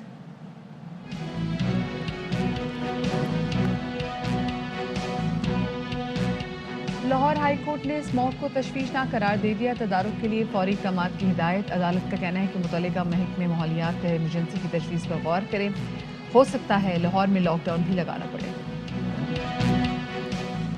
وادی نگر کے نوجوان واجد اللہ راکھا پوشی سر کرنے والے دوسرے پاکستانی بن گئے. اس چوٹی کو کلر ماؤنٹین بھی کہا جاتا ہے جس کی بلندی 7,700 میٹر ہے.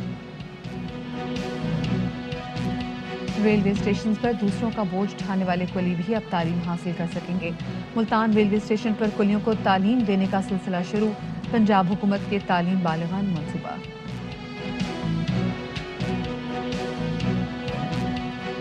اور موسم سرما کی آمد کے ساتھ ہی جلد کے مسائل بھی سامنے آنا شروع. سرد اور خشک ہوائیں جلد اور بالوں کو بھی خشک کرتی ہیں. جلد اور بالوں کو بچانے کے لیے ماہر ڈاکٹر سے رابطہ کرنا ہوگا.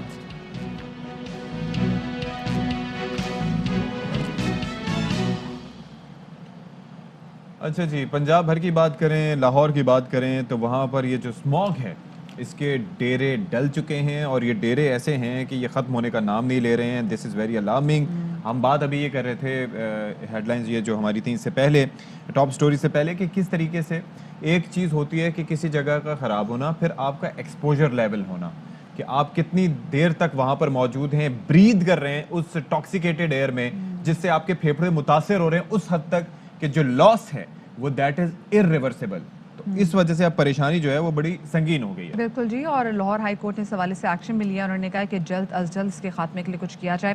متعلقہ محکمے جو ہیں ان کو بھی کہا ہے کہ وہ ایکٹیو ہو جائیں اور ساتھ میں کہا ہے کہ ہو سکتا ہے کہ ایئر کوالٹی کو بہتر کرنے کے لیے لاہور میں 1 ہفتے کا لاک ڈاؤن بھی لگایا جائے. اور ساتھ میں جو متعلقہ ادارے ہیں ان کو بھی کلائمیٹ ایمرجنسی کے حوالے سے تجویز جو ہے وہ دے دی گئی ہے. اور ساتھ میں بھی کہا گیا ہے کہ جو غیر ملکی ماہرین ہیں ان سے بھی اس حوالے سے خدمات لی جائیں. کیونکہ ستی مسئلہ یہ ہے کہ پچھلے کئی دنوں سے جب ہم ایک چارٹ دیکھ رہے ہیں جس میں ان شہروں کے نام آتے ہیں جن میں سب سے زیادہ پولوشن ہے، سو سیڈلی اینڈ ویری انفارچونیٹلی میرے شہر کا لاہور کا نام جو ہے نا وہ سر فہرست ہوتا ہے. ابھی میں ذرا ریئل ٹائم تھوڑا ڈیٹا شیئر کر لوں کہ لاہور میں جناب اس وقت ایئر کوالٹی جو انڈیکس ہے دیٹ از 419.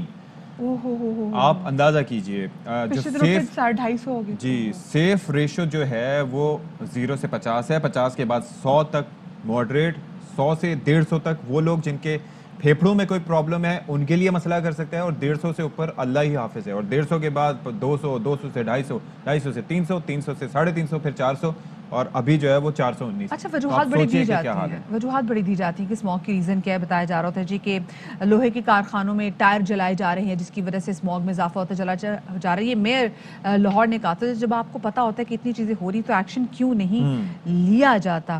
خیر جی، اسی والے سے بات کریں گے. پنجاب حکومت کے ترجمان حسان خاور صاحب ہمارے ساتھ موجود ہیں. حسان صاحب بہت شکریہ آپ کا، آپ نے باخبر وقت دیا.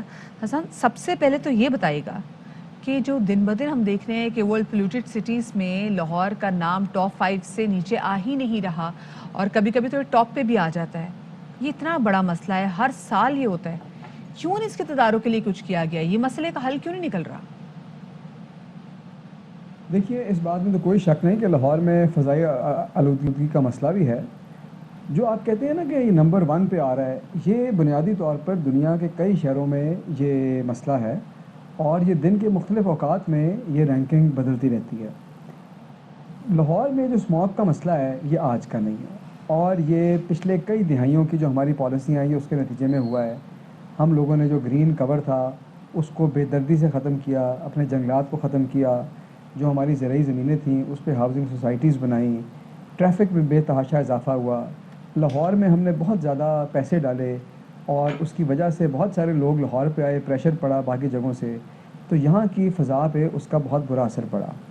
اب اس کو ٹھیک کرنے کے کئی طریقے بھی ہیں. کچھ طریقے ایسے ہیں جو ہم ہر سیزن کے اندر کرتے ہیں اور اس دفعہ بھی ایسے بہت سے اقدامات لے رہے ہیں. جیسے ہم نے ٹریفک کے حوالے سے اقدامات لیے ہیں، ہم نے فیول کے اندر یورو 5 فیول جو ہے اس کی فراہمی کو یقینی بنایا ہے.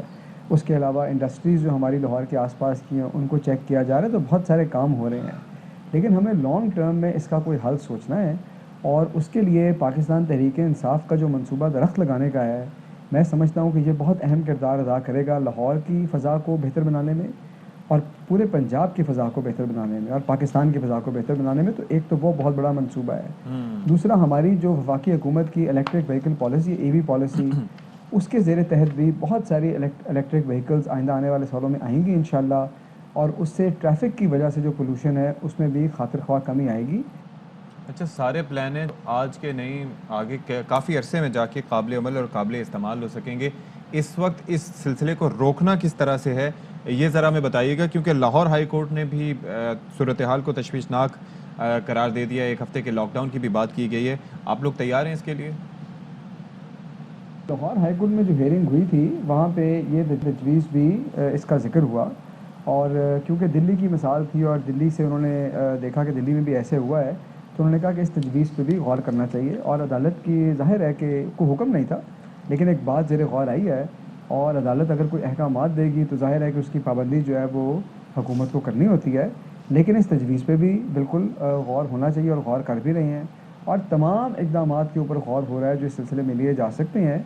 اور اس سلسلے میں ہم نے پنجاب میں لاہور میں جو لاہور کے اسکول ہیں ان کو 3 دن کے لیے بند کیا ہوا ہے، ہفتہ اتوار کی، تو ایک تو اس سے بھی کافی بہتری کی صورتحال نظر آ رہی ہے۔ دوسرا یہ ہے کہ ہم نے اسکولوں کالجوں کو یہ ہدایت کیا ہے کہ وہ اپنی ٹریفک میں کمی لائیں، بسوں اور ویگنوں کا انتظام کر کے۔ سرکاری محکموں کو یہ ہدایت کیا ہے کہ وہ اپنی ٹریفک میں بھی 50% کمی لائیں، اپنی گاڑیوں میں کمی لائیں، تاکہ ان 2 ماہ کے اندر جو ہے ٹریفک میں کمی آئے اور ہوا کی جو صورتحال ہے اس پہ بہتری آئے۔ تو اس سلسلے میں اور بھی جو بھی تجاویز ہیں ان پہ ہم غور بھی کر رہے ہیں، اور جیسے جیسے ضرورت پڑتی جائے گی انشاءاللہ ان پہ کام بھی ہوگا، ان پہ عمل درآمد بھی ہوگا۔ اچھا، یہ کہے گا کہ لاہور ہائی کورٹ میں جو سماعت ہوئی ہے اس میں میئر لاہور نے کہا ہے کہ جی اس اسموگ کی بہت بڑی وجہ یہ بھی ہے کہ لوہے کے کارخانوں میں ٹائر جلائے جا رہے ہیں، جو کہ جو بھٹے والی جو ہیں ان سے بھی زیادہ، جو کہ چمنیاں ہیں ان سے بھی زیادہ خوفناک بات ہے۔ تو یہ بتائیں کہ اگر یہ معلوم ہے کہ یہ کچھ ہو رہا ہے تو اس پہ ایکشن کیوں نہیں لیا جا رہا؟ جی بالکل، جو ٹائر فیکٹریاں جلاتی ہیں اس کے جلانے سے بھی ماحول جو ہے وہ بہت آلودہ ہوتا ہے، اور ہوا کی جو کوالٹی ہے اس پہ وہ اثر انداز ہوتا ہے۔ اس مسئلے کے اوپر وزیر اعلیٰ پنجاب نے بڑی سخت ہدایت کی ہوئی ہے، اور لاہور کی جو انتظامیہ ہے وہ چھاپے بھی انہوں نے مارے ہیں اور اس کو بہت حد تک کنٹرول بھی کیا ہے، اور آج بھی اگر کوئی یہ حرکت کرتا ہے اور ہمیں جیسے ہی اطلاع ملتی ہے اس کی فوراً روک تھام ہوتی ہے۔ اور میری آپ کے پروگرام کے توسط سے بھی یہی درخواست ہے کہ اگر شہریوں کو ایسی کوئی اطلاع ہو جہاں پر ابھی کوئی انفورسمنٹ نہ ہوئی تو ہمیں بتائیں، اور ہم وہاں پہنچیں گے اور اس کو بند کروائیں گے۔ یہ بالکل لاہور کے کچھ حصوں میں یہ کام ہوتا رہا ہے، لیکن آج کل اس پہ بہت سختی سے کنٹرول کیا جا رہا ہے تاکہ اس ایئر پولوشن کے مسئلے کو جس حد تک بھی ہو سکے ہم اس پہ قابو پائیں اور لاہور کے اندر بہتری لائی جا سکے۔ ٹھیک ہے، بہت شکریہ حسان خاور صاحب، اور امید ہے کہ ان پلانز پر عمل ہوگا، کیونکہ پالیسیز ہوتی ہیں، ایکشن پلانز ہوتے ہیں جو کہ ایک دن کے نہیں ہوتے، کئی سالوں پہ محیط ہوتے ہیں، لیکن جو اس وقت بھی آپ کو چیزیں روکنی ہوتی ہیں وہ روکنے کے لیے اقدامات کرنے چاہیے۔ یہ کلیئرلی ہماری پالیسی میں شامل اس لیے ہونا چاہیے تھا کہ دنیا اس سے متاثر ہے۔ سب سے پہلے جو اس طرح کی جو فگرز آتے تھے وہ آتے تھے انڈیا سے اور چائنا سے۔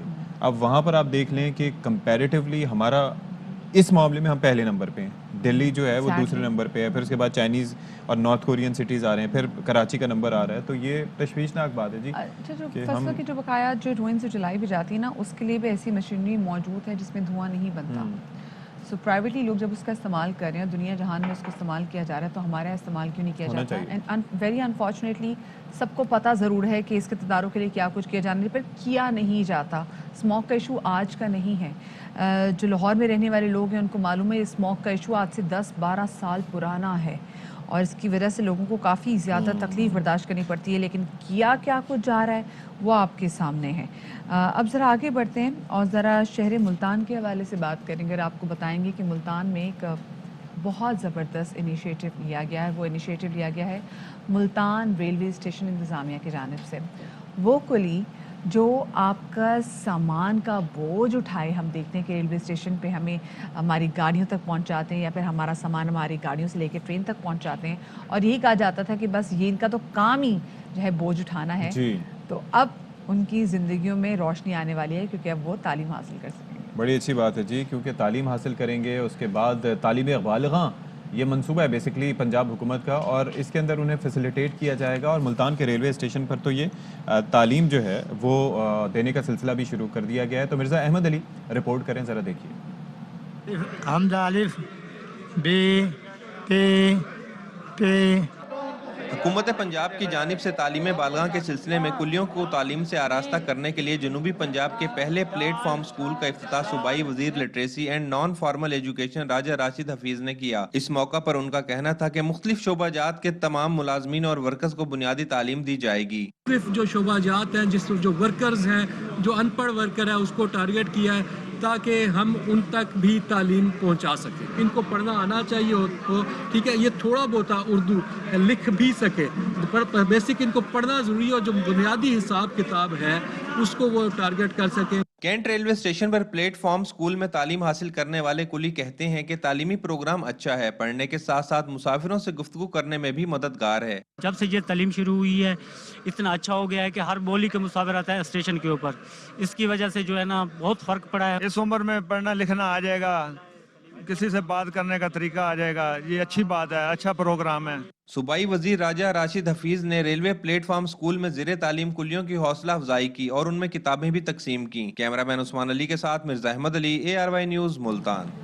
और जनाब, अब हम आपकी मुलाकात करवाने जा रहे हैं एक ऐसे बाहिम्मत नौजवान से, नाम है जिनका वाजिदुल्लाह नगरी, और जब मैंने वाजिद का नाम ले लिया तो आप लोग समझ भी गए होंगे कि वाजिद के कारनामे क्या क्या बड़े हैं।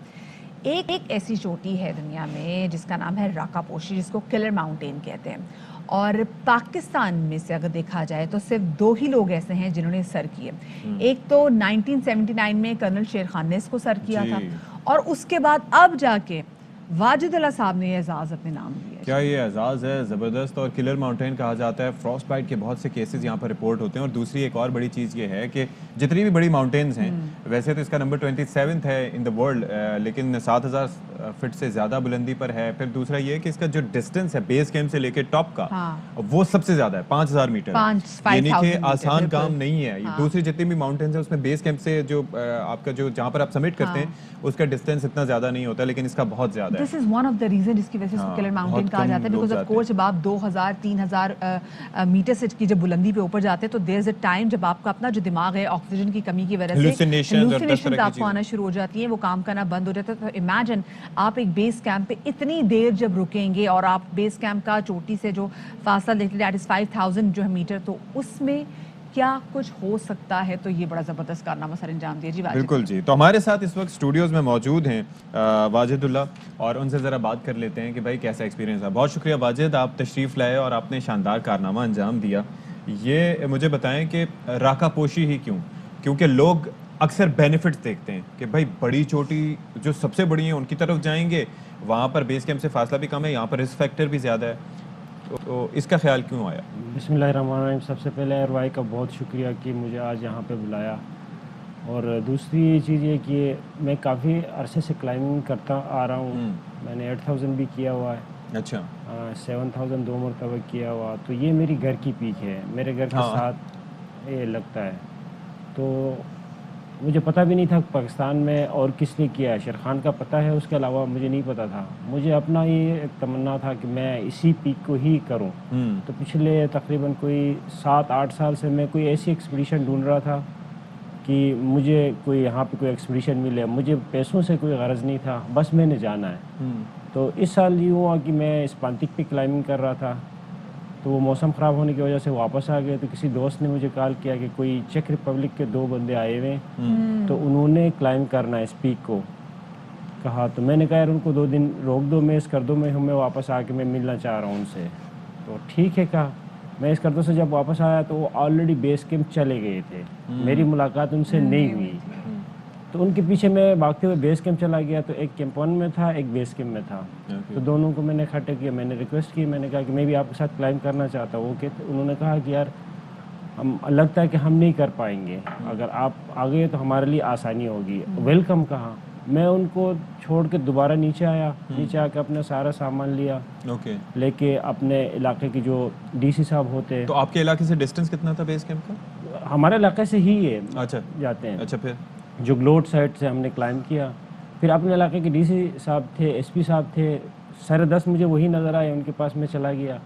जाके मैंने कहा कि मैं इस तरह क्लाइंब पे जा रहा हूँ, तो मुझे मतलब फाइनेंशियल भी कुछ सपोर्ट करो और इज़्ज़त से मुझे रुखसत करो। तो उन्होंने कुछ मेरे लिए स्पॉन्सर भी किया और बड़ी उससे मुझे भेज दिया ऊपर।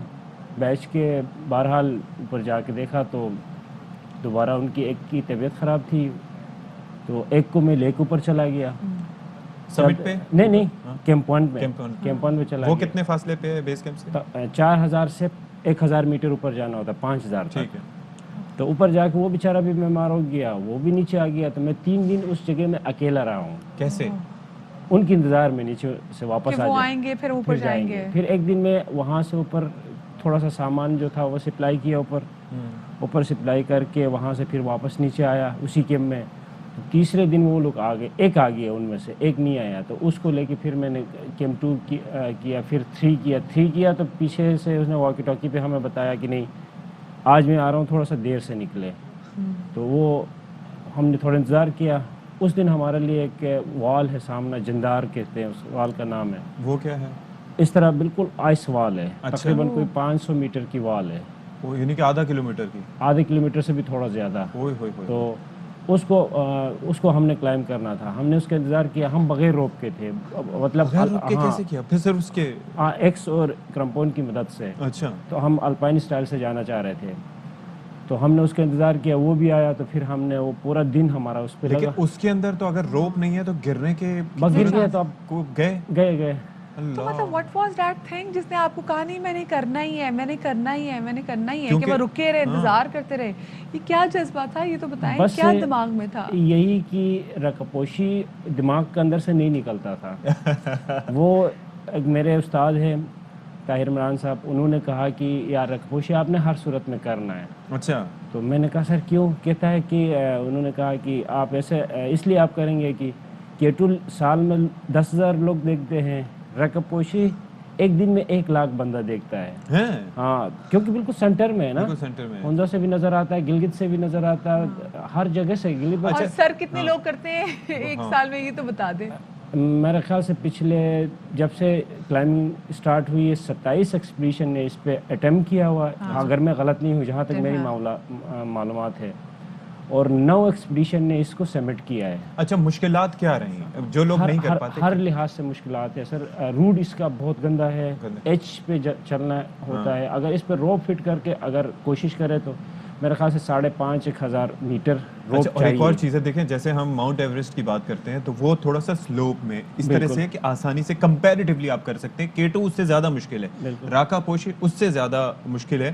تو یہ جب ہم ویسے آپ کو پتا ہے کہ جب انسیڈنٹس ہوتے ہیں تو ہم اس کے اندر بات کرتے ہیں کہ کس طریقے سے جو رسیاں ہیں ان کا پتہ نہیں چلتا روپس کا کہ کتنی پرانی لگی ہوئی ہیں, برف پڑنے کی وجہ سے ٹائم زیادہ گزر جائے تو وہ ٹوٹنے کا خطرہ ہوتا ہے, اس سے بھی حادثات. لیکن وہ جو وال آپ نے کلائمب کی وداؤٹ اینی سپورٹ کسی روپ کی, تو اس وقت آپ نے سوچا نہیں, آپ کے ساتھیوں نے نہیں کہا کہ چلو واپس چلتے ہیں, یہ اتنا اوپر آدھے کلومیٹر؟ یہ میرے جو ساتھی تھے یہ بہت ہی پروفیشنل کلائمبرز تھے. اچھا.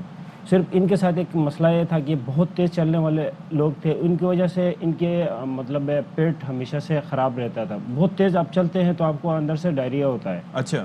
تو میرا اسٹائل یہ تھا کہ میں سلو چلتا تھا, میرے ساتھ وہ نہیں ہوا. تو جس کی وجہ سے شاید آپ لوگوں کو پتہ بھی, وہاں پہ چھوٹا سا حادثہ بھی ہوا, واپسی میں ریسکیو ہوا.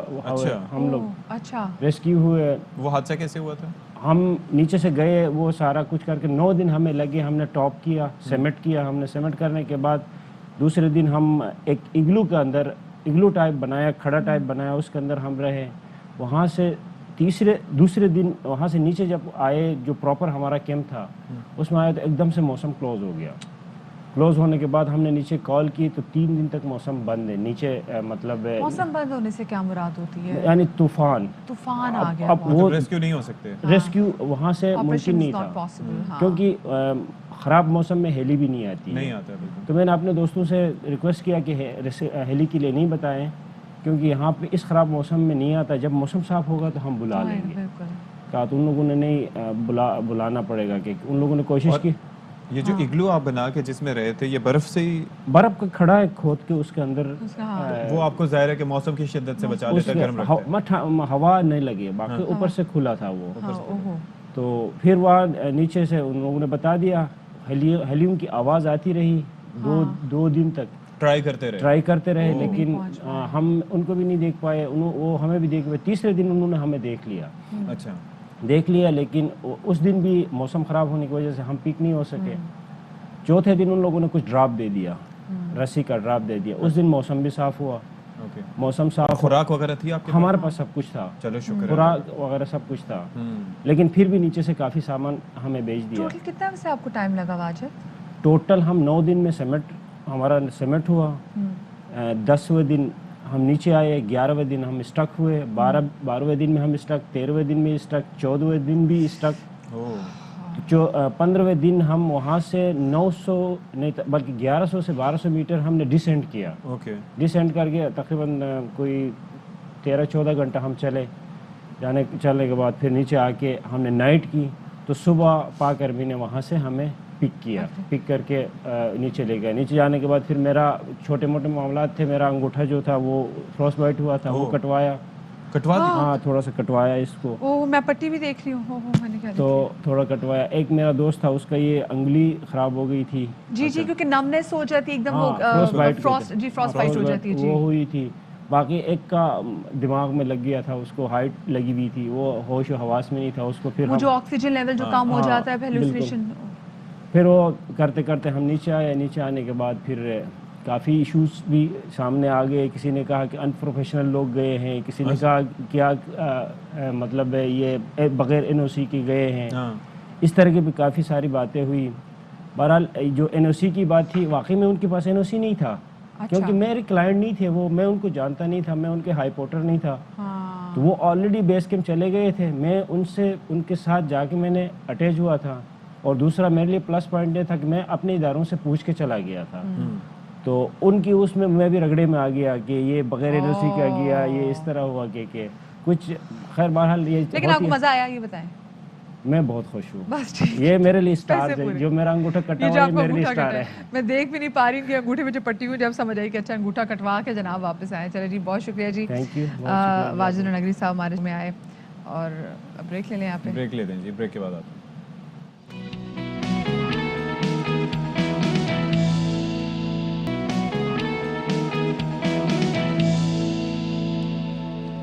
जी, तो welcome back after the break. और ब्रेक के बाद आपको बताएं कि MQM पाकिस्तान ने सिंध में नए बल्दियाती निज़ाम को मुस्तरद कर दिया है। और इसी हवाले से उन्होंने फिर 11 दिसंबर को ऑल पार्टीज कॉन्फ्रेंस भी बुलाने का ऐलान किया है। खालिद मकबूल सिद्दीकी कहते हैं कि सिंध के शहरी इलाकों के साथ नाइंसाफ़ी हो रही है और नए कानून के तहत सिंधु देश का निज़ाम मुसल्लत करने की कोशिश की जा रही है। क्या कहना था, पहले आपको सुनवाते हैं। फिर हम अपने घरों से निकलकर सड़कों पे बसेरा शुरू कर देते हैं। अब हमारे पास कोई दूसरा रास्ता नहीं रह गया है। 11 दिसंबर को कराची कॉन्फ्रेंस बुलाई, कराची के लोग मिलकर कराची का मुस्तकबिल का फैसला करें। हमारे पास रास्ता सजा हुआ है। ये रोडें इसीलिए हैं, हमारे खून से रंगीन होती रही हैं। इसके सामने कोई आया, कराची की शहरियों का एहतजाज के सामने अब ये हुक्मरान ठहर नहीं पाएंगे। अच्छा जी, तो पाक सरजमीन पार्टी ने ये जो सिंध लोकल बॉडीज बिल ये अदालत में चैलेंज कर दिया है। मुस्तफ़ा कमाल साहब कहते हैं कि पीपल्स पार्टी मासूम शहरियों को दहशतगर्द बना रही है, उनको रोकने वाला कोई नहीं है और आपने हमें मारने का फैसला कर लिया है तो हम अब मार कर ही मरेंगे। बिल्कुल जी। और दूसरी जानिब तर्जुमान सिंध हुकूमत मुर्तज़ा वहाब कहते हैं कि ये 1990 और 12 मई 2007 का कराची नहीं जो इस तरह का धमकी आमेज़ रवैया इख्तियार किया जाए। क्या कहना था मुर्तज़ा वहाब को, ये भी आपको सुनवाते हैं। 90 का कराची नहीं है, 12 मई 2007 का कराची नहीं है। ये वाला था ना, ये वो वाला अब कराची नहीं है। मैं कराची का बेटा हूँ, सिंध का बेटा हूँ, मैं पाकिस्तान का बेटा हूँ। तफरीक की सियासत को खत्म करें। खालिद भाई से पूछना चाहूंगा, इमरान खान साहब ने शहर के लिए क्या कर लिया? कोई एक मुतालबा आपका अगर माना हो तो आप मुझे बताइए। मेयर के ओहदे को एम्पावर कर रहे हैं, कौन से इख्तियारात छीन रहे हैं और इख्तियारात दे रहे हैं। अगर ये कानून चैलेंज होता है, स्ट्राइक डाउन होता है, इलेक्शन वक्त पर नहीं हो पाएंगे। वो लोग जो पीपल्स पार्टी पर इल्जाम लगा रहे हैं, खुद राह फरार इख्तियार करने की कोशिश कर रहे हैं। उनके पास कराची वालों को दिखाने के लिए कुछ नहीं होगा। और ये जो नया बल्दियाती निज़ाम है इसके खिलाफ जमात इस्लामी भी सड़कों पर आ चुकी है और शहर के 11 मकामात पर उनकी जानिब से धरना दिया गया। मुतालबा यही है कि ये जो बिल है उसको सिंध हुकूमत पीपल्स पार्टी की जो है वो वापस ले। और इसी पर ओवरऑल रिजर्वेशन हम देख रहे हैं तो ज़रा बात कर लेते हैं। मुस्तफ़ा कमाल साहब हमें ज्वाइन कर रहे हैं जो कि पाक सरजमीन पार्टी के चेयरमैन हैं। अच्छा, आप भी बहुत शुक्रिया, आपने हमारे लिए वक्त निकाला। ये बताइएगा कि ये जो लोकल बॉडीज़ का बिल है इसके बारे में बड़े सख्त बयानात दिए जा रहे हैं, आपकी जानिब से भी, MQM की जानिब से भी और दीगर जमातें भी एतराज़ात उठा रही हैं। आपने अदालत में भी चैलेंज किया है, तो ये आखिर है क्या इशू और क्या इक़दाम मज़ीद आप लोग सोच रहे हैं इस पर? देखिए, ये बिल जो है वो का होना ہمارے لیے زندگی اور موت کا مسئلہ ہے. سندھ کے لوگوں کے لیے زندگی اور موت کا مسئلہ ہے, اور خاص طور پر سندھ کے اربن سینٹرز کے لوگوں کے لیے اور کراچی کے لوگوں کے لیے, حیدرآباد کے لوگوں کے لیے زندگی اور موت کا مسئلہ ہے. اگر یہ بل جو ہے وہ امپلیمنٹ ہو جاتا ہے, ایکٹ بن جاتا ہے اور اس کے اوپر عمل درآمد شروع ہو جاتا ہے, تو ہم پہلے ہی مر گئے ہیں, مرے ہوئے ہیں, اب تو ہم دفن ہو چکے ہوں گے, ہو جائیں گے نا. جہاں پر ایک ایک ہفتے میں 3 نوجوان جو ہے وہ خودکشیاں کر رہے ہوں, آپ اندازہ کریں تو 3 کروڑ لوگوں نے خودکشی تو نہیں کر لینی. پھر ڈیفینیٹلی یہاں پر مسئلے مسائل کریٹ ہوں گے. تو اگلا لاہ عمل جو آپ پوچھ رہے ہیں وہ یہ ہے کہ بھئی ابھی تو ہم قانونی چارہ جوئی کر رہے ہیں, کورٹ جا رہے ہیں, بیانات دے رہے ہیں, آواز لگا رہے ہیں, پارٹیز کے پاس جا رہے ہیں, بٹ اگر ان باتوں پہ بھی اگر کان نہیں دھرا گیا تو ڈیفینیٹلی پھر ہم جو ہے وہ سڑکوں پر آئیں گے, ہم اس حکومت کو جو ہے وہ اسٹریٹ پاور سے روکیں گے, ہم جو ہے وہ کچھ بھی کریں گے اس کے لیے. اس لیے کہ میں کہہ رہا ہوں کہ یہ سیاست, پی ایس پی کی سیاست اور یہ بل اور یہ قانون ایک ساتھ نہیں چل سکتی یہ چیز. یا تو یہ بل انڈو کریں گے یا پھر جو ہے وہ پھر ہماری سیاست پھر اس طرح نہیں چلے گی. اچھا, تو مصطفیٰ کمال صاحب یہ کہے گا, یہ ایم کیو ایم پاکستان نے تو اس بلدیاتی جو لوکل باڈیز الیکشن ہے اس کے بل کے خلاف 9 دسمبر کو کال کر لی ہے جی آل پارٹیز کانفرنس. تو کیا ہم یہ ایکسپیکٹ کریں, کیونکہ آپ کی پارٹی کو بھی یہ تحفظات ہے, تو آپ اس میں شرکت کریں گے؟ بل ابھی تو جو ہے میں نہیں پتا کہ انہوں نے کیا کیا ہے, اور ابھی ہم سے جو ہے اس طرح کی کوئی بات بھی نہیں ہوئی ہے, اور مجھے نہیں پتا. آمین, یہ تو میں آپ سے سن رہا ہوں کہ انہوں نے کوئی اے پی سی منعقد کر رہے ہیں, نہیں کر رہے. We have no idea about it actually. اچھا, آپ کی جانب سے جو بیانات آئے وہ پیپلز پارٹی کو خاصے سخت لگے ہیں, وہ مر کر مارنے والے اور مار کر مرنے والے, تو اس پر ان کا یہ کہنا ہے مرتضی وہاب صاحب کا کہ جی یہ 1990 یا 2007 کا کراچی نہیں ہے کہ اس طرح کے بیانات آپ کی جانب سے دیے جائیں اور آپ دھمکیاں دیں. تو آپ اس پر کیا موقف رکھتے ہیں؟ ہاں بالکل صحیح کہہ رہے ہیں کہ جو ہے وہ پہلے دھمکیاں دی جاتی تھیں اور کچھ نہیں جاتا تھا. رحمان ملک کی ایک کال سے الطاف حسین صاحب جو ڈیل ہو جاتے تھے, تو ہم رحمان ملک کی کال سے ڈیل نہیں ہوں گے, اور ہم دھمکیاں بھی نہیں دے رہے, اور نہ ہم نریندر مودی کو آواز لگائیں گے, اور نہ ہم جو ہے وہ رو کو آواز لگائیں گے اپنے مسائل حل کرنے کے لیے. ہم لڑائی کریں گے آپ سے اگر آپ نے ہماری بات نہیں مانی, اس لیے کہ اور ہم اب خود کو رو کا ایجنٹ نہیں کہلوائیں گے کہ آپ ہماری ساری جائز باتوں کو پتہ پوچھ ڈال دیں اور ہم پر جو ہے وہ رو کے ایجنٹ کا لیبل لگا کے پوری قوم کو ماریں. یہ نہیں کریں گے ہم. تو بالکل صحیح کریں کہ یہ پہلے والا کراچی نہیں ہے, اور میں بھی کہہ رہا ہوں ان کو کہ یہ پہلے والا کراچی نہیں ہے. صحیح, ٹھیک ہے. اچھا, تو مصطفیٰ کمال صاحب کہے گا کہ کیونکہ آپ کے بیانات سے کشیدگی بڑھ بھی سکتی ہے, کیونکہ مسلسل ایسا لگ نہیں رہا کہ آپس میں بیٹھ کے کہیں نہ کہیں بات کی جائے گی, ایک پارٹی امپوز کرنے کے لیے بیٹھی ہے اور دوسری پارٹی جو اس کو اپوز کرنے کے لیے یہاں پہ بیٹھی ہے. آپ کے خیال میں جو نیا قانون ہوگا اس میں میئر کے طریقہ انتخاب میں ایسے کون سے تحفظات ہیں جو آپ کو لاحق ہیں؟ آپ تذلیل کرنے کے لیے کراچی والوں کی آپ کہتے ہیں کہ جی صرف یہ جو باتھ روم کا اور یہ جو ٹوائلٹس ہیں ان کا نظام جو ہے وہ میئر, الیکٹڈ میئر کے انڈر میں ہوگا. آپ اس پہ بھی آپ کا دل نہیں بھرا اور آپ کو خطرہ لگا کہ پتہ نہیں ہمارا میئر آپ آئے بھی یا نہیں آپ آئے, تو آپ نے کیا کیا, آپ نے اسی ترمیم میں یہ کر دیا کہ بھئی یہ جو میئر بنے گا اس کے لیے کسی کو یوسی ناظم کا الیکشن لڑنے کی اور جیتنے کی ضرورت نہیں ہے, یا وہ ہار بھی جائے تو وہ میئر کا کینڈیڈیٹ ہو سکتا ہے, وہ کونسلر بھی نہیں بنے تو وہ میئر کا کینڈیڈیٹ ہو سکتا ہے. پھر آپ کو خیال آیا ہوگا کہ بھئی یہ تو پتہ نہیں ہمارے لوگ ہوں نہ ہوں, تو آپ نے کیا کیا کہ جو شو آف ہینڈز سے میئر بنتا تھا, جہاں پر جو وفاداری خریدی نہیں جا سکتی تھی, آپ نے کہہ دیا کہ یہ سیکرٹ بیلٹنگ ہوگی. اس ملک میں آپ سے بہتر کون جانتا ہے, آپ ہی لوگوں کو خریدتے ہیں.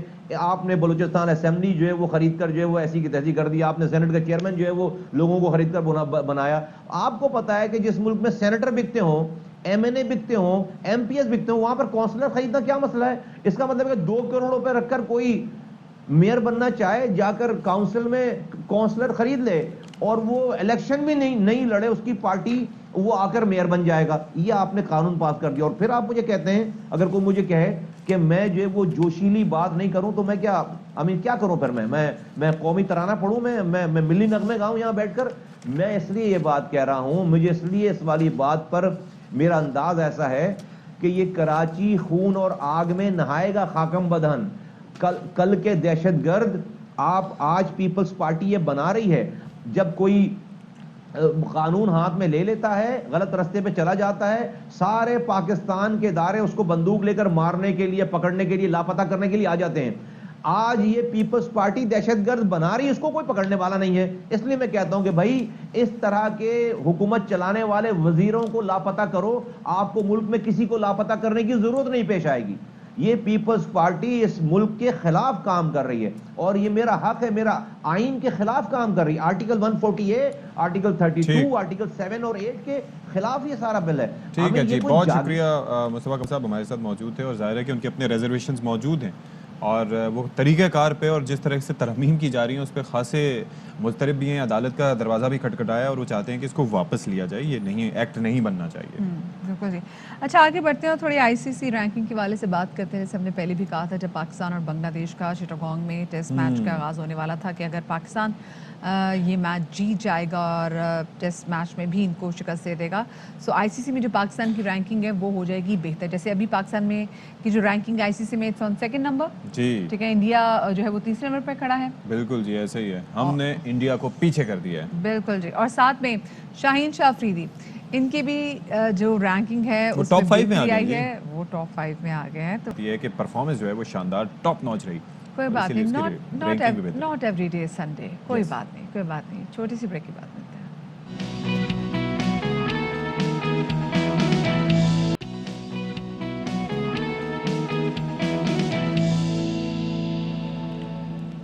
Welcome back. آپ کو ایک اہم ترین خبر سے آگاہ کرتے چلیں کہ وزیر اعظم عمران خان کی زیر صدارت احساس راشن پروگرام سے متعلق اجلاس ہوا ہے. وزیر اعظم نے کہا ہے کہ مہنگائی کی وجہ سے لوگوں کی تکالیف کا احساس ہے. جی بالکل جی. وزیر اور حکومت عام آدمی کو زیادہ ریلیف دینے کے لیے ہر ممکن اقدامات کر رہی ہے، ایسا کہنا ہے وزیر اعظم کا. وہ یہ کہتے ہیں کہ مہنگائی کی وجہ سے لوگوں کو جو تکالیف ہیں ان کا وہ احساس رکھتے ہیں. غریب ترین لوگوں کو اشیاء ضروریہ پر سبسڈی دے رہے ہیں اور ماہانہ 50,000 سے کم آمدن گھرانوں کو راشن کی خریداری پر سبسڈی ملے گی. جو پروگرام ہے اس کے تحت کریانہ اسٹورز کی رجسٹریشن بھی جاری ہے. یہ وزیر اعظم صاحب کو بریف کیا گیا ہے. تو وزیر اعظم کے زیر صدارت احساس راشن پروگرام سے متعلق یہ اجلاس تھا.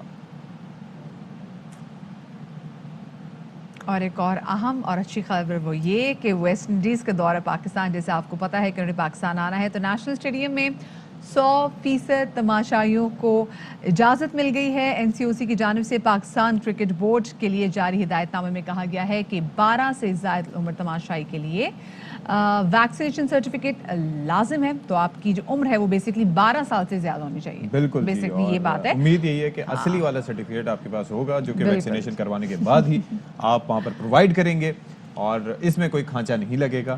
تو بہرحال یہ جناب فول پروف سیکیورٹی کو بھی یقینی بنایا جائے گا اور یہ ارینجمنٹس کر دیے گئے ہیں. تو بڑی اچھی بات ہے کہ اف پیپل آر ویکسینیٹڈ تو پھر وہ وہاں پر جا کے شریک ہو سکیں اور میچ کا لطف اٹھائیں. بالکل جی. اور اب بتاتے چلیں کہ 13 سے 22 دسمبر تک ہوگی یہ پورا ہمارا جو فیسٹیول ہوگا. تو اس کا مطلب ہے کہ بڑے مزے آنے والے ہیں کرکٹ کو لے کے، اور انشاءاللہ کیونکہ جو کرکٹ واپس آ رہی ہے ایک طرح سے گھر کو اور انٹرنیشنل پلیئرز آ رہے ہیں. اب ذرا بات کر لیتے ہیں موسم کی تلخیوں کے حوالے سے. بیماریوں کے حوالے سے تو ہم بات کرتے رہتے ہیں. کراچی میں آئی ہے تلخی، لیکن جہاں یہ ان کے لیے تو ہم بات کریں نا، ہم اپنے مسائل کیوں لوگوں کو بتائیں. جیسے کل ملی مجھے کہتی بیٹا سویٹر پہنو تو میں پسینے میں ٹھنڈا لگ گئی. میں نے کہا کون سی شہر کی بات کری، میں کراچی میں رہتی ہوں، یہاں پہ کوئی پنکھا چلا رہی ہوں، یہاں پہ گرمی ہے، لون کے کپڑے پہن کے پھیرے. لیکن جہاں جہاں سردی آ گئی، اور آپ کو پتہ ہے کہ جب سردیاں آتی ہیں تو 100 قسم کے اسکن کے مسئلے مسائل ساتھ لاتی ہے. ہمیں موئسچرائز کرنے کی عادت نہیں ہے. میں کہتی چلو اسکن کو بھی چھوڑ دیں، بالوں کا 100 مسئلہ ہو جاتا ہے. گرم پانی سے نہاتے ہیں ہم لوگ اور اس کے بعد کیا ہوتا ہے جی کہ بالوں میں جان نہیں رہتی اور اسکیلپ میں سے آئل بلا وجہ بھی نکلتا رہتا ہے. تو سمجھ نہیں آتے، ہمارے بال فریش ہی نہیں ہوتے اور بال گرتے وکھرے ایسے ہوتے. آپ کے ساتھ ہی ہوا ہے؟ عجیب ہی چکر ہوتا ہے. آپ کو تو بہت سارا بال ہے، تھوڑے سے گر جائے تو کچھ نہیں ہوتا. نہیں پتہ ہی نہیں چلتا. لیکن دوسرا میرے ساتھ مسئلہ دوسرا ہوتا ہے نا کہ سردی کے موسم میں آپ اگر ویسے بال عجیب سا کرنٹ سا دوڑ جاتا ہے بالوں میں نا، ان کو سیٹ ہی نہیں ہوتے. آپ لگا کے کمپیریٹیولی زیادہ آپ کو دیکھیں کوئی سننے کو بھی تیار نہیں ہے نا. ہمارے مردوں کے مسائل کوئی نہیں سنتا بیچارے، سب دکھ. میں اپنا دکھ کیسے بیان کروں؟ تو دکھ کا تذکرہ کرنے کے لیے ہمارے ساتھ موجود ہیں ڈاکٹر کاشف، اور کاشف احمد ملک صاحب ہمیں جوائن کر چکے ہیں اسٹوڈیوز میں. ویلکم بیک، کافی ٹائم کے بعد آپ سے بات ہو رہی ہے. اچھا یہ دیکھیں نا، یہ اظہار یکجہتی کے لیے سویٹر پہن کے آیا ہوں. میں نے آپ کی امی کی بات مانی ہے. اچھا یہ بتائیں کہ سردیوں میں اور کئی مسائل ہوتے ہیں لیکن سر کے بالوں کا گرنا ان میں سے ایک ہے، اور یہ کافی زیادہ گرنا شروع ہو جاتے ہیں سردی میں.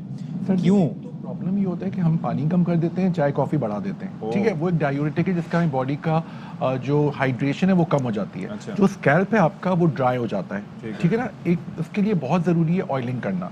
मैं हमेशा रेकमेंड करता हूँ कि सरसों का तेल बहुत अच्छा होता है सर्दियों में, और आप इसको लगा के एक दिन ऑल्टरनेट नाइट्स करें और सुबह उठ के शैम्पू से वॉश कर लें। एक मैं बहुत अच्छा स्प्रे आपको बता दूंगा जो आप कहते हैं बाल एकदम फ्रिजी हो जाते हैं, जैसे बम फटा हुआ है बालों में और बिल्कुल हो गए, तो आप एक छोटा सा स्प्रे बॉटल लीजिए, उसमें कैस्टर ऑयल, कोकोनट ऑयल और वाटर ये मिला के रख लें और नहाने के बाद अपने स्प्रे करें। क्वांटिटी इक्वल क्वांटिटी, बहुत इजी है। उससे तो बाल हमारे ऑयली हो जाएंगे, थोड़ा सा ऑयली नहीं होगी, it will give you a shine. पानी होगा ना, पानी न्यूट्रलाइज कर रहा है, वाटर है, कैस्टर ऑयल है और कोकोनट ऑयल, क्वांटिटी क्या होनी चाहिए? इक्वल क्वांटिटी, ठीक है।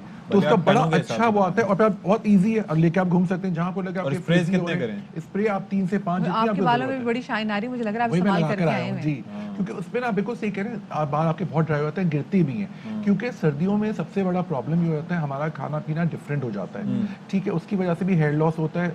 हेयर लॉस की सबसे बड़ी रीजन है कि हम लोग, हमारा हीमोग्लोबिन कम है, चुकंदर कलेजी हम नहीं खाते, नाश्ते नहीं सही करते, उसकी वजह से। फिर एक और चीज मैंने देखी, सड़ते बहुत हैं, खाते कम हैं। सही कह रहे हैं। अच्छा, और फिर इसका एक और प्रॉब्लम है कि कॉम्प्लेक्शन भी डार्क हो जाता है। ये मैं जरूर बात करूंगा, ये डलनेस इसलिए आती है, हम लोग सब एक गलती करते हैं जनरली लोग कि मॉइस्चराइजर लगा के धूप में चले जाते हैं। प्लीज मॉइस्चराइजर लगा के धूप में या किचन में जला देते हैं जी। आपको जब मॉइस्चराइजर लगाना है, पहले मॉइस्चराइजर लगाइए, उस पर सन ब्लॉक लगाइए if you are going in the sunlight, या औरतें या जो भी किचन में जा रहे हैं, क्योंकि मॉइस्चराइजर की जरूरत पड़ती है। आई एग्री, मॉइस्चराइजर रात में लगा के सोना है क्योंकि आपकी स्किन की ड्राइनेस को भी वो ठीक करता है। लेकिन यूजुअली लोग क्या करते हैं, मॉइस्चराइजर लगा के डायरेक्टली सनलाइट में चले गए या किचन में चले गए। तो मॉइस्चराइजर जब लगाएं तो आप सन ब्लॉक के साथ। ये तो वैसे डॉक्टर काशिफ नहीं पता था कि ये स्टेप होने चाहिए कि पहले मॉइस्चराइजर लगाएं, फिर आपने मॉइस्चराइजर फिर सन ब्लॉक लगाइए, क्योंकि सन ब्लॉक धूप से बचाएगा। और अगर वैसे लगाएंगे मॉइस्चराइजर ऊपर तो वो एक तरह से कुकिंग रेंज का काम करेगा। एग्जैक्टली ऐसा होता है। हाँ, रात में अगर आप चाहें तो उससे मॉइस्चराइजर लगा के सो सकते हैं, बिकॉज़ आप you are not exposed to sunlight और किचन। अच्छा, मुझे बताइएगा डॉक्टर काशिफ, मतलब आफ्टर शावर जब एक गर्म शावर से निकलते हैं तो उसमें हम देखते हैं कि तुम्हारे बालों में फॉर नो रीजन स्कैल्प में वो हमारा ऑयल भी आया होता है और हमारी स्किन इतनी डल लग रही होती है कि हमारा कॉम्प्लेक्शन विदाउट मॉइस्चराइजिंग क्रीम लगाए हुए ग्रे हुआ होता है। इसकी क्या रीज़न है? एक तो रीज़न है कि बहुत गर्म पानी से नहीं नहाना चाहिए, बहुत गर्म पानी से भी ड्राइनेस होती है। नीम गर्म पानी, जिसको ल्यूक वार्म वाटर कहते हैं हम, वो करें। कोशिश ये करें जैसे नहाने के बाद ना आप वॉशरूम में ही कपड़े चेंज करें। अच्छा, ये सबसे ताकि वो ठंडा गर्म ना हो, एक्सचेंज ऑफ टेम्परेचर ना हो कि अपना एक जगह कोल्ड है और वो है, तो दैट इज रियली बैड। उससे फेशियल पैल्सी भी हो सकती है। अच्छा, और दूसरे मसले फेशियल पैल्सी, आपका चेहरा एक साइड पे लटक सकता है, एक साइड पे उसको स्टीरॉइड्स आपको देने पड़ते हैं। That's a huge problem. ये दुबई में बहुत केसेस रिपोर्ट हुए हैं, आपने देखा होगा, जहाँ पर एक्सट्रीम वेदर है वहाँ पर गर्मी से आप एकदम से आप उसमें चले गए अपना किसी मॉल में और इतना ठंडा, वहाँ पे आपको होता है एक्सट्रीम टेम्परेचर, तो इसका ख्याल रखना चाहिए, बहुत ज़रूरी है। अच्छा, भी ड्राइनेस से ही बचाएगा। ड्राइनेस से बचाने के लिए सबसे अच्छा ये होता है सुबह सुबह उठ के आपको पानी पीना चाहिए। अच्छा। नीम गर्म पानी, और दिन भर आप पानी को, मैं तो ये करता हूँ, एक बॉटल ले लेता हूँ और दिन भर वो जबरदस्ती पी रहा होता है, जैसे आप लोग पी रहे हैं ना जबरदस्ती। I know you don't feel thirsty, but जबरदस्ती पी। आपकी बातें सुन के प्यास लग गई जी, बोलते भी इतना गला खुश्क हो जाता है। यही होता है, तो वो लेकिन हम उसको इग्नोर कर देते हैं क्योंकि हम, अच्छा चाय कॉफी क्या है, डायूरेटिक है, उससे आपको यूरिन और होता है, उससे और ड्राइनेस हो जाती है। एक और चीज जो बालों का आपने बताया ना, एक तो स्प्रे ये बाहर का इशू है, बिल्कुल, लेकिन हमारी खुराक भी इस पे असरअंदाज होती है। तो खुराक में क्या बात है? खुराक में सबसे इंपॉर्टेंट है, क्योंकि खुराक में आपके बाल हैं, प्रोटीन है, दालें खूब खाइए, साग बहुत अच्छा है, क्योंकि अक्सर लोग साग खाते हैं सर्दियों में, दैट्स वंडरफुल, और स्पेशली लाहौर वगैरह में तो बहुत ज़बरदस्त, I love that, that's lovely.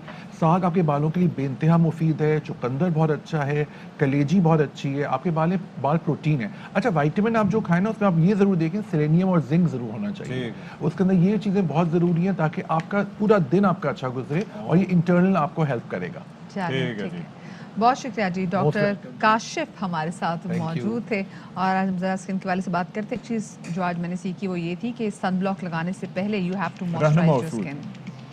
Sun block बनाने के रहनुमा उसूल, बनाने नहीं, लगाने के भी, ये मतलब उससे पहले मॉइस्चराइज आपको स्किन को करना है। And we never knew that. Thank you so much जी। हमारे से डॉक्टर काशिफ मौजूद थे और अब वक्त हो गया है यहाँ पे ख़त्म। अपना ख्याल रखिएगा, शाद रहिए, आबाद रहिए, अल्लाह हाफ़िज़। अहम तरीन खबरें अब एक क्लिक की दूरी पर, आपके पसंदीदा टॉक शोज हों या अहम मुल्की या गैर मुल्की शख्सियात की न्यूज कॉन्फ्रेंसेस, हर लम्हा बाखबर रहने के लिए सब्सक्राइब करें हमारा YouTube चैनल।